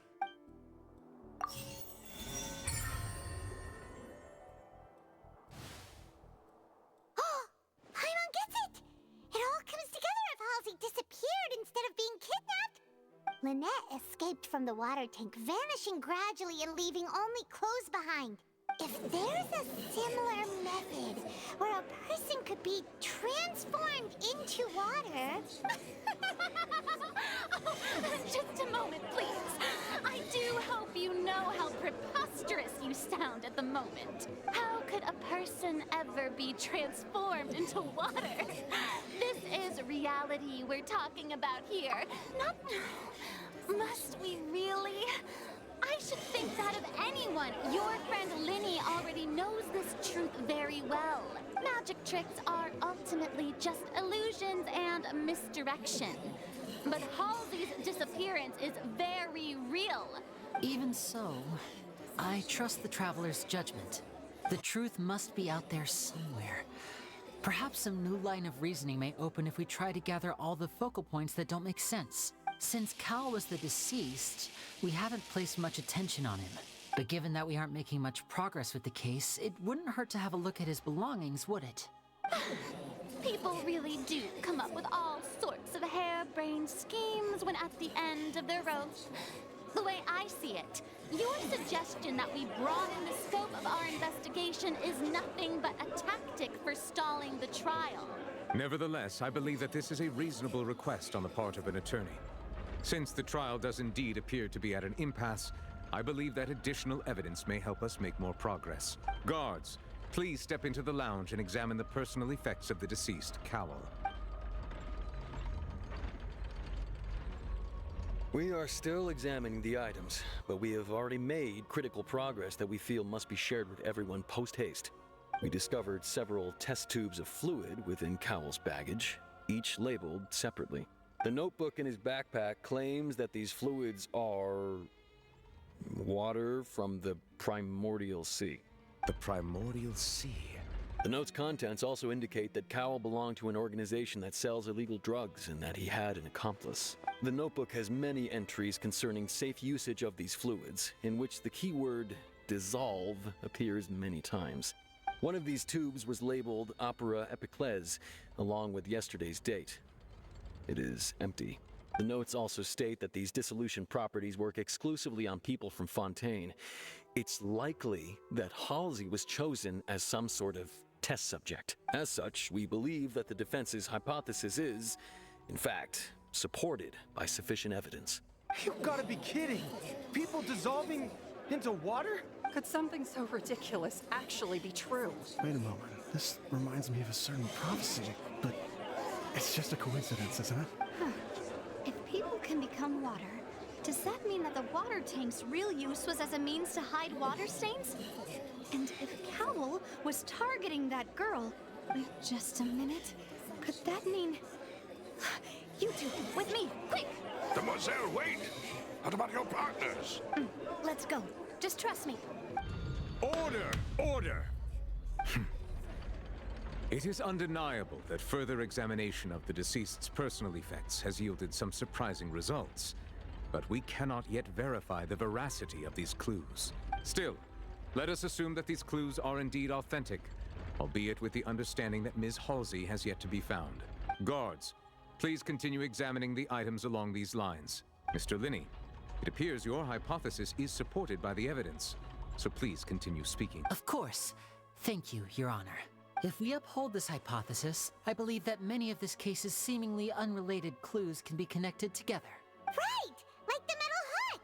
That one didn't make sense at all. Let's think about this. Cowell's methods must have something to do with that water from the Primordial Sea.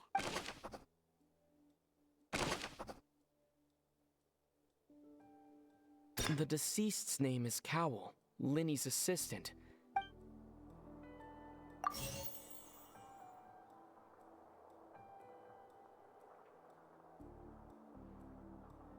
Lynette was in the magic box on stage the entire... I remember there was something else within the inner layer of that box.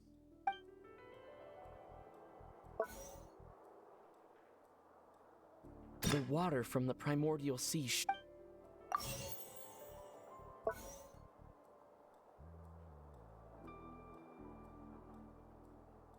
I remember there was something else within...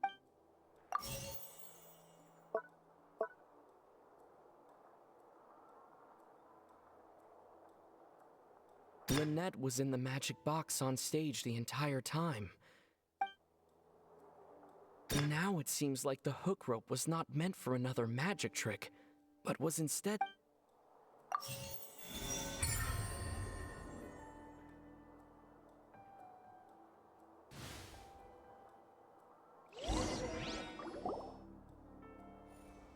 Ahem! It's Ace Detective Paimon's time to shine again! In the original plan, Cowl would tamper with the water tank rope and the number selector securing his target. When the magic box containing Halsey was lowered, the metal hook would retract gradually and pierce the balloon at the top of the box. When the balloon attached to the box popped, the water from the primordial seed inside it would pour down and dissolve Halsey. Afterward, Cowl would enter the tunnel and break the flower vase to conceal the water inside the tunnel, with the remaining evidence being covered up by the water tank on stage. But he encountered something unexpected in the tunnel and wound up being fatally hit by the same water tank he meant to use to cover his tracks. Huh. That does make sense. That actually links together a lot of the more confusing pieces of evidence. Oh dear, what do I do? Even I think they sound convincing now. Now, it seems like the only point of contention remaining is the exact circumstances that led to Cowl's death. His notes mentioned he had an accomplice who could be related to the situation. On that note, the guards have just contacted me indicating that they uncovered new evidence. I shall now invite him on stage to share it with us. Thank you, Your Honor. We were just inspecting the luggage of the other people involved in this case. And we found an identical sample of the water from the primordial sea among Linny's personal effects. What? That can't be. Oh, I see. Well, how wonderfully comedic to have your own counterattack only to come back and wound you. Does this not clear all doubt? My dear citizens, my loyal audience, allow me to present my reasoning and bring this performance to a swift close. Linny did not need to take part in the dissolution of the young woman at all. Indeed, he did leave the scene via the vent. Having made modifications to the props beforehand, his accomplice Cowl then caused Halsey to vanish using the water from the primordial sea. But upon his return, in cruel avarice, Linny desired sole credit and prepared to do away with his partner in crime. Ultimately, he knocked Cowl out, and the tool meant to cover the crime up also became a murder weapon. Now, as much as I regret having come to such a viciously straightforward conclusion, it does seem that the famed Fatui is quite the cold-blooded and ruthless organization. Am I right, Mr. Linny? We've used up all the evidence we collected. There's no way for us to make a rebuttal here. Is this the end of the road? Oh no! Paimon can't think of anything either. It doesn't look like there's any way around this. Seems using the water as new evidence was too good a move. Why did this have to happen now? I think we've all seen enough now, and we have ample witnesses to my flawless reasoning. I believe this is indeed the finale. Now then, my good, noble Chief Justice, should we not, in your view, Excuse me, everyone, but I must interject. Miss, I must ask you not to shout and to respect the ongoing legal proceedings. Oh, come on. Don't be hasty. I have a good reason for interrupting, you know. Now, would anyone here like to take a little break from all this debate and see a little magic? I'll show you an amazing trick. One that can bring a young woman who has disappeared back in the flesh, right before your very eyes. Please, Do the honors, Mr. Linney, if you would be so kind. What in the world is she saying? No offense, miss, but miracles like that are beyond my scope as a magician. Come on now, don't be silly. Magic is all about misdirection, isn't it? It often conceals the truth while presenting a fascinating illusion. But once everyone believes the illusion, can't magic reveal the truth to them once again? And wouldn't such a trick be the most marvelous finale to today's performance? Come on, Linny and Lynette. Give it another go. Don't worry. Spina di Rosula has made the necessary arrangements on your behalf. But, as the magic makers and stars of the show, I think I should leave the final performance to you. I understand.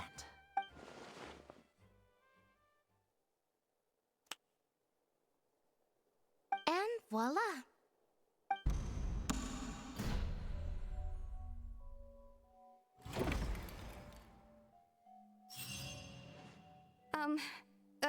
Sorry for the interruption. Wait, isn't that Halsey?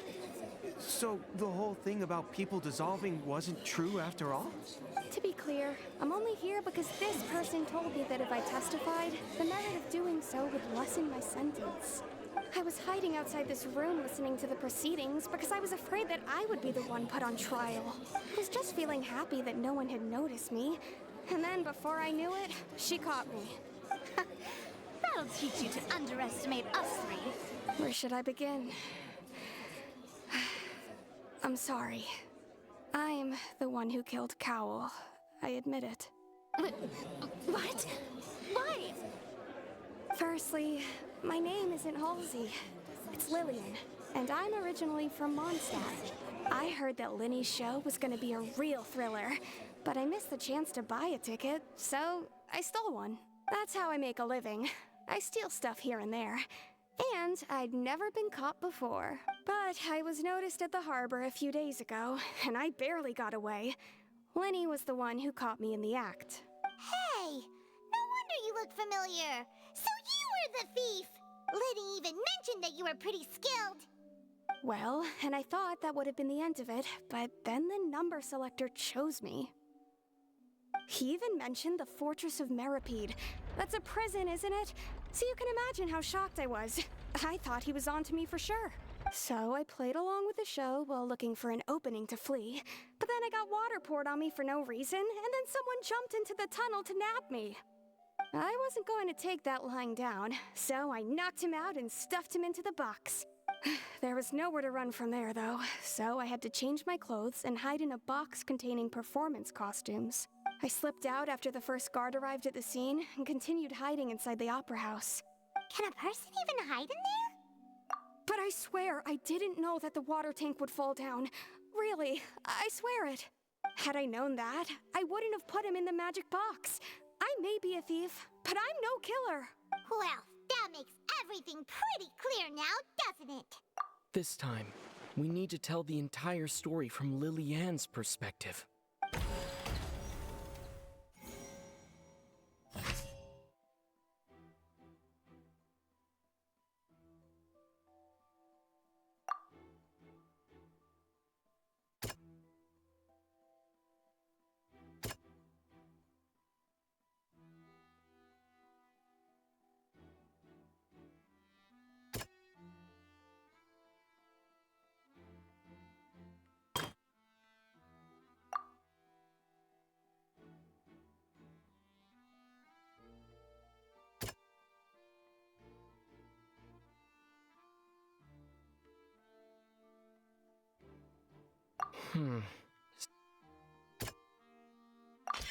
The strange sound wasn't from a fight. It was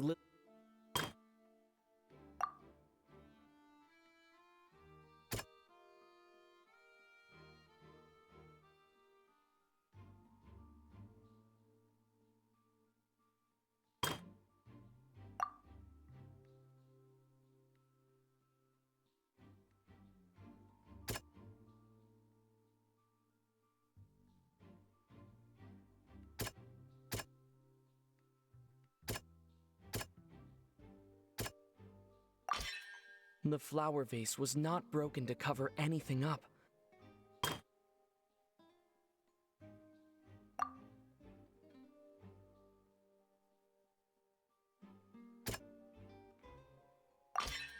Lillian was afraid that she would be recognized if she left, so she changed clothes. And it's Ace Detective Paimon time! Having been selected out of the blue, Lillian panicked. Her panic only intensified after she entered the tunnel and had water poured on her head. So she kicked the door open, producing the thud we all heard. Hearing the commotion, Cowell leapt into the tunnel, only to discover that Lillian had not dissolved. He did not know that Lillian was not from Fontaine, but was a thief who made her way in by stealing a ticket. Mistakenly believing that the water from the primordial sea needed time to take effect, he tried to force Lillian back into the box. The two broke the flower vase during the struggle, but Lillian came out on top, knocking Cowell out and putting him in the box. With no way of escaping, she changed her clothes and hid in the costume trunk until the performance ended.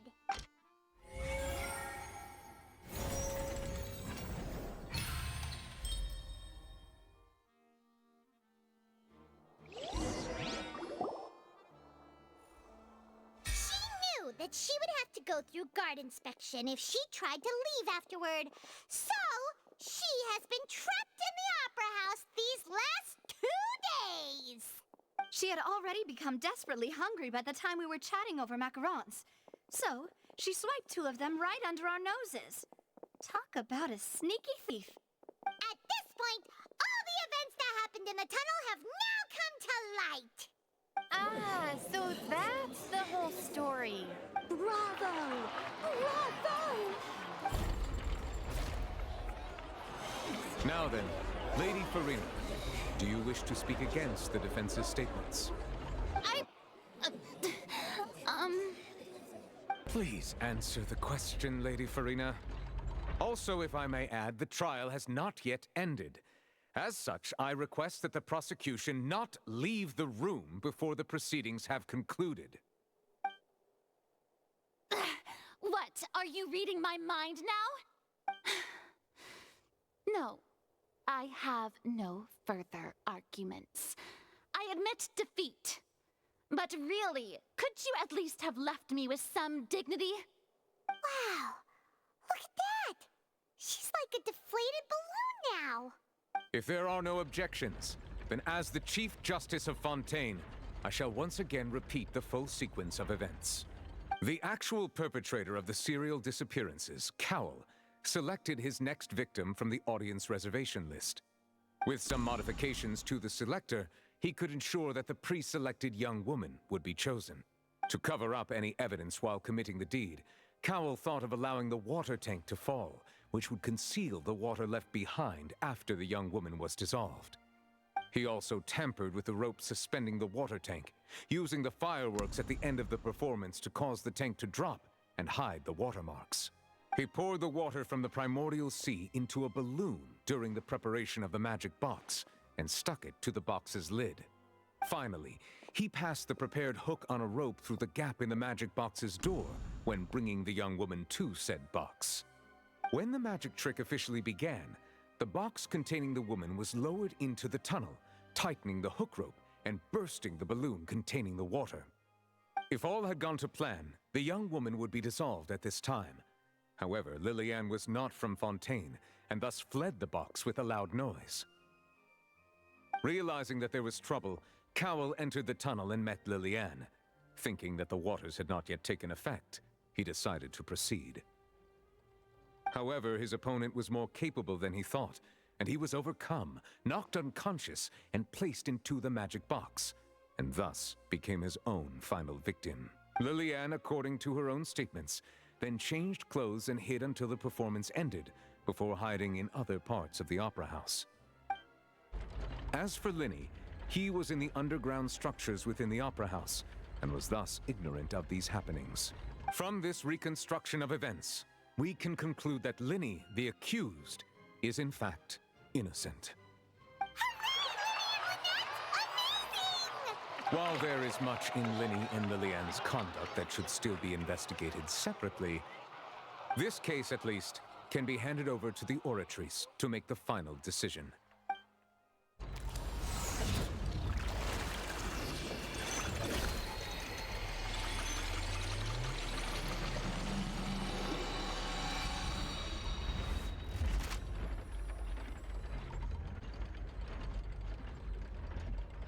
As such, Linny and Lynette are officially declared not guilty.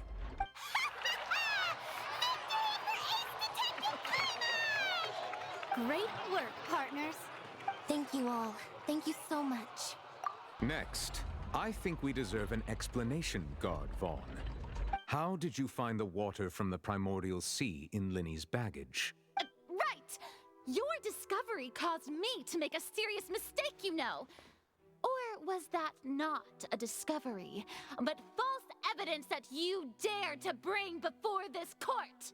I suspect that the accomplice mentioned in Cowell's notes was not Linny, but you, yes? I'm sure you know what you must do to lessen your sentence. Speak quickly! Unless you want to earn yourself a one-way ticket to Coupon Town. I was just following orders. We were supposed to place blame for the serial disappearances onto Linny, and thus cause suspicion to fall on the Fatui. The higher-ups said this was the best opportunity to do so. And now that your plan has fallen through, and the secrets of the water have been revealed, you have become a liability to said higher-ups, yes? Therefore, you would be wise to tell everything you know, and seek the protection of the guards. Yes, I'll tell you everything I know. Our boss discovered that the water can cause people to dissolve. It can also be made into a potion, which when extremely diluted, can cause people to experience unforgettable exhilaration. We've been in this business for a while now, and have made decent Mora off it. The disappearances were also the boss's idea. I mean, this is the boss we're talking about. The...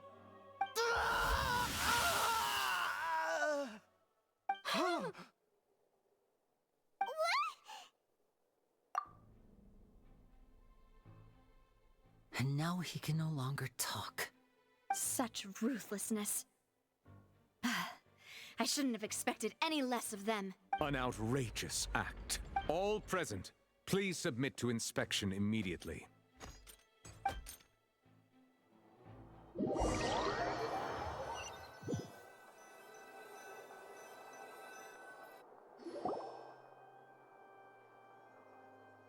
So, we're just going back now?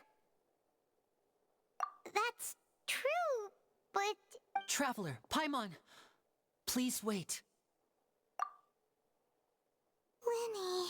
I know you may not want to speak to me right now. Maybe you don't even want to look at me. But still, let me thank you again for defending me to the end, I guess. But regardless, I'd like the opportunity to set things straight. I didn't approach you with any ulterior motives or ill intent. I've spoken to you as myself, just plain Linny this entire time. As for why I'm a Fatus, it's because the goals of the House of the Hearth align with those of an orphan like me. That's all. That was how Father, who you might know as the Knave, approached recruiting us back then too. The Knave? The one who controls the House of the Hearth? She's your father? That's right. And since we're here, I was wondering, would you mind hearing a story? It's about my past. Back when our parents first died, Lynette and I were left wandering the streets. To survive, I took to surreptitiously observing an older street performer who did magic. It took me several days to figure out how he pulled off his amazing tricks. I took my sister through several streets until we found a crowded corner, and we began to perform magic tricks there. To my surprise, we proved to be pretty popular, and we could at least stop worrying about where our next meal would come from for a time. But I didn't want my sister to remain a street rat together with me forever. Before long, an aristocrat came to me and claimed that he wished to take us in after watching my performances. So you went from orphans to nobility just like that? That was how we felt at first too.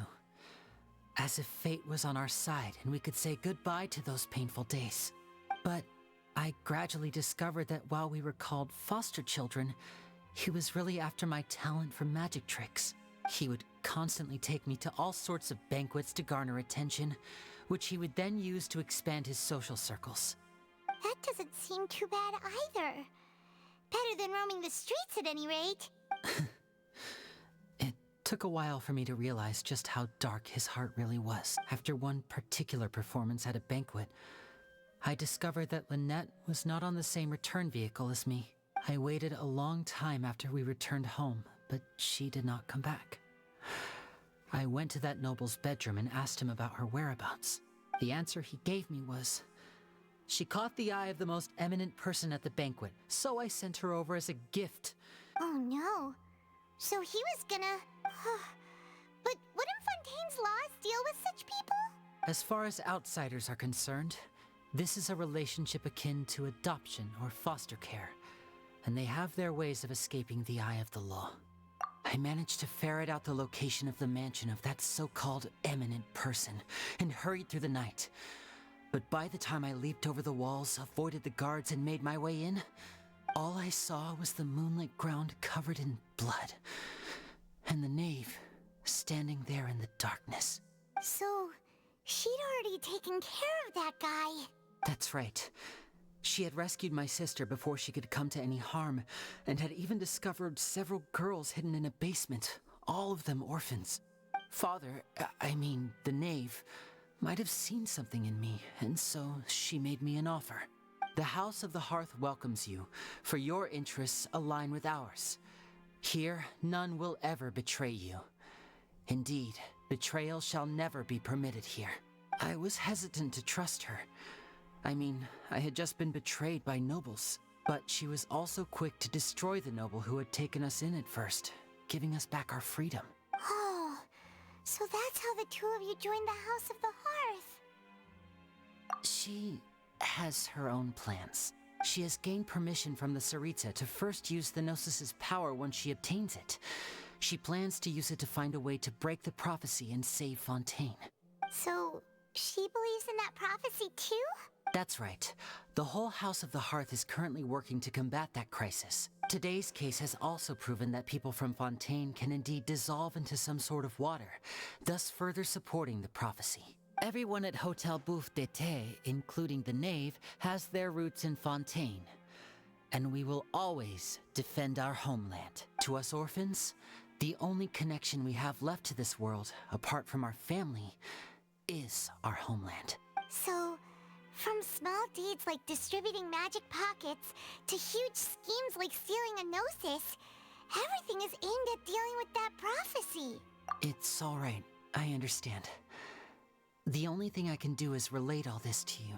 I just hope you can understand that even as a member of the House, I have never stopped making my own decisions, and that I believe what I'm doing is right.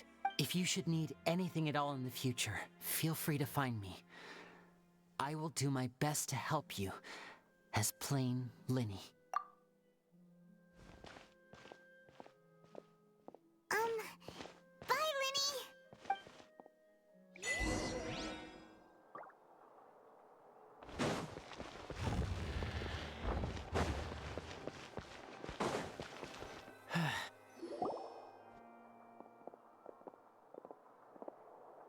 Hey there.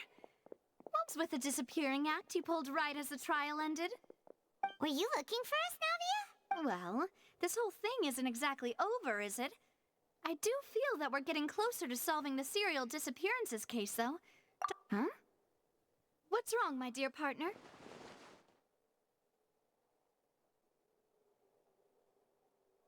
Besides, are you sure we're the ones who can crack a case that's been cold for decades now? And given that there's new evidence from the trial, there should be a trail of breadcrumbs for the Hydro Archon's people to follow now, right? Ah, I see. Well, I won't lie. I'm a little shocked to hear that from you. But I suppose you are just travelers who have only arrived in Fontaine after all. Sorry. I might have been too presumptuous. Don't say that, Navia. Ah, and we were having so much fun investigating with you, too. It was like having new waters flowing into a stagnant mire, causing new hope to spring forth. Sorry about that. I'm a bit prone to nostalgia. Don't mind me. Wait, shall we have a farewell meal? You know, to commemorate our time as partners? Huh? Do we really need to get that formal? Well, guess you really did treat us as partners, huh?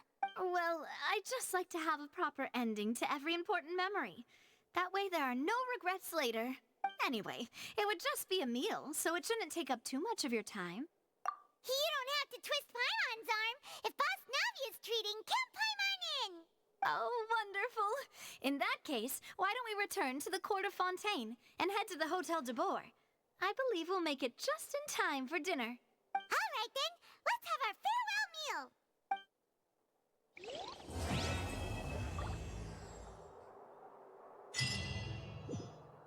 Bun, fraților, am terminat actul 1 din Fontaine, Art Conquest.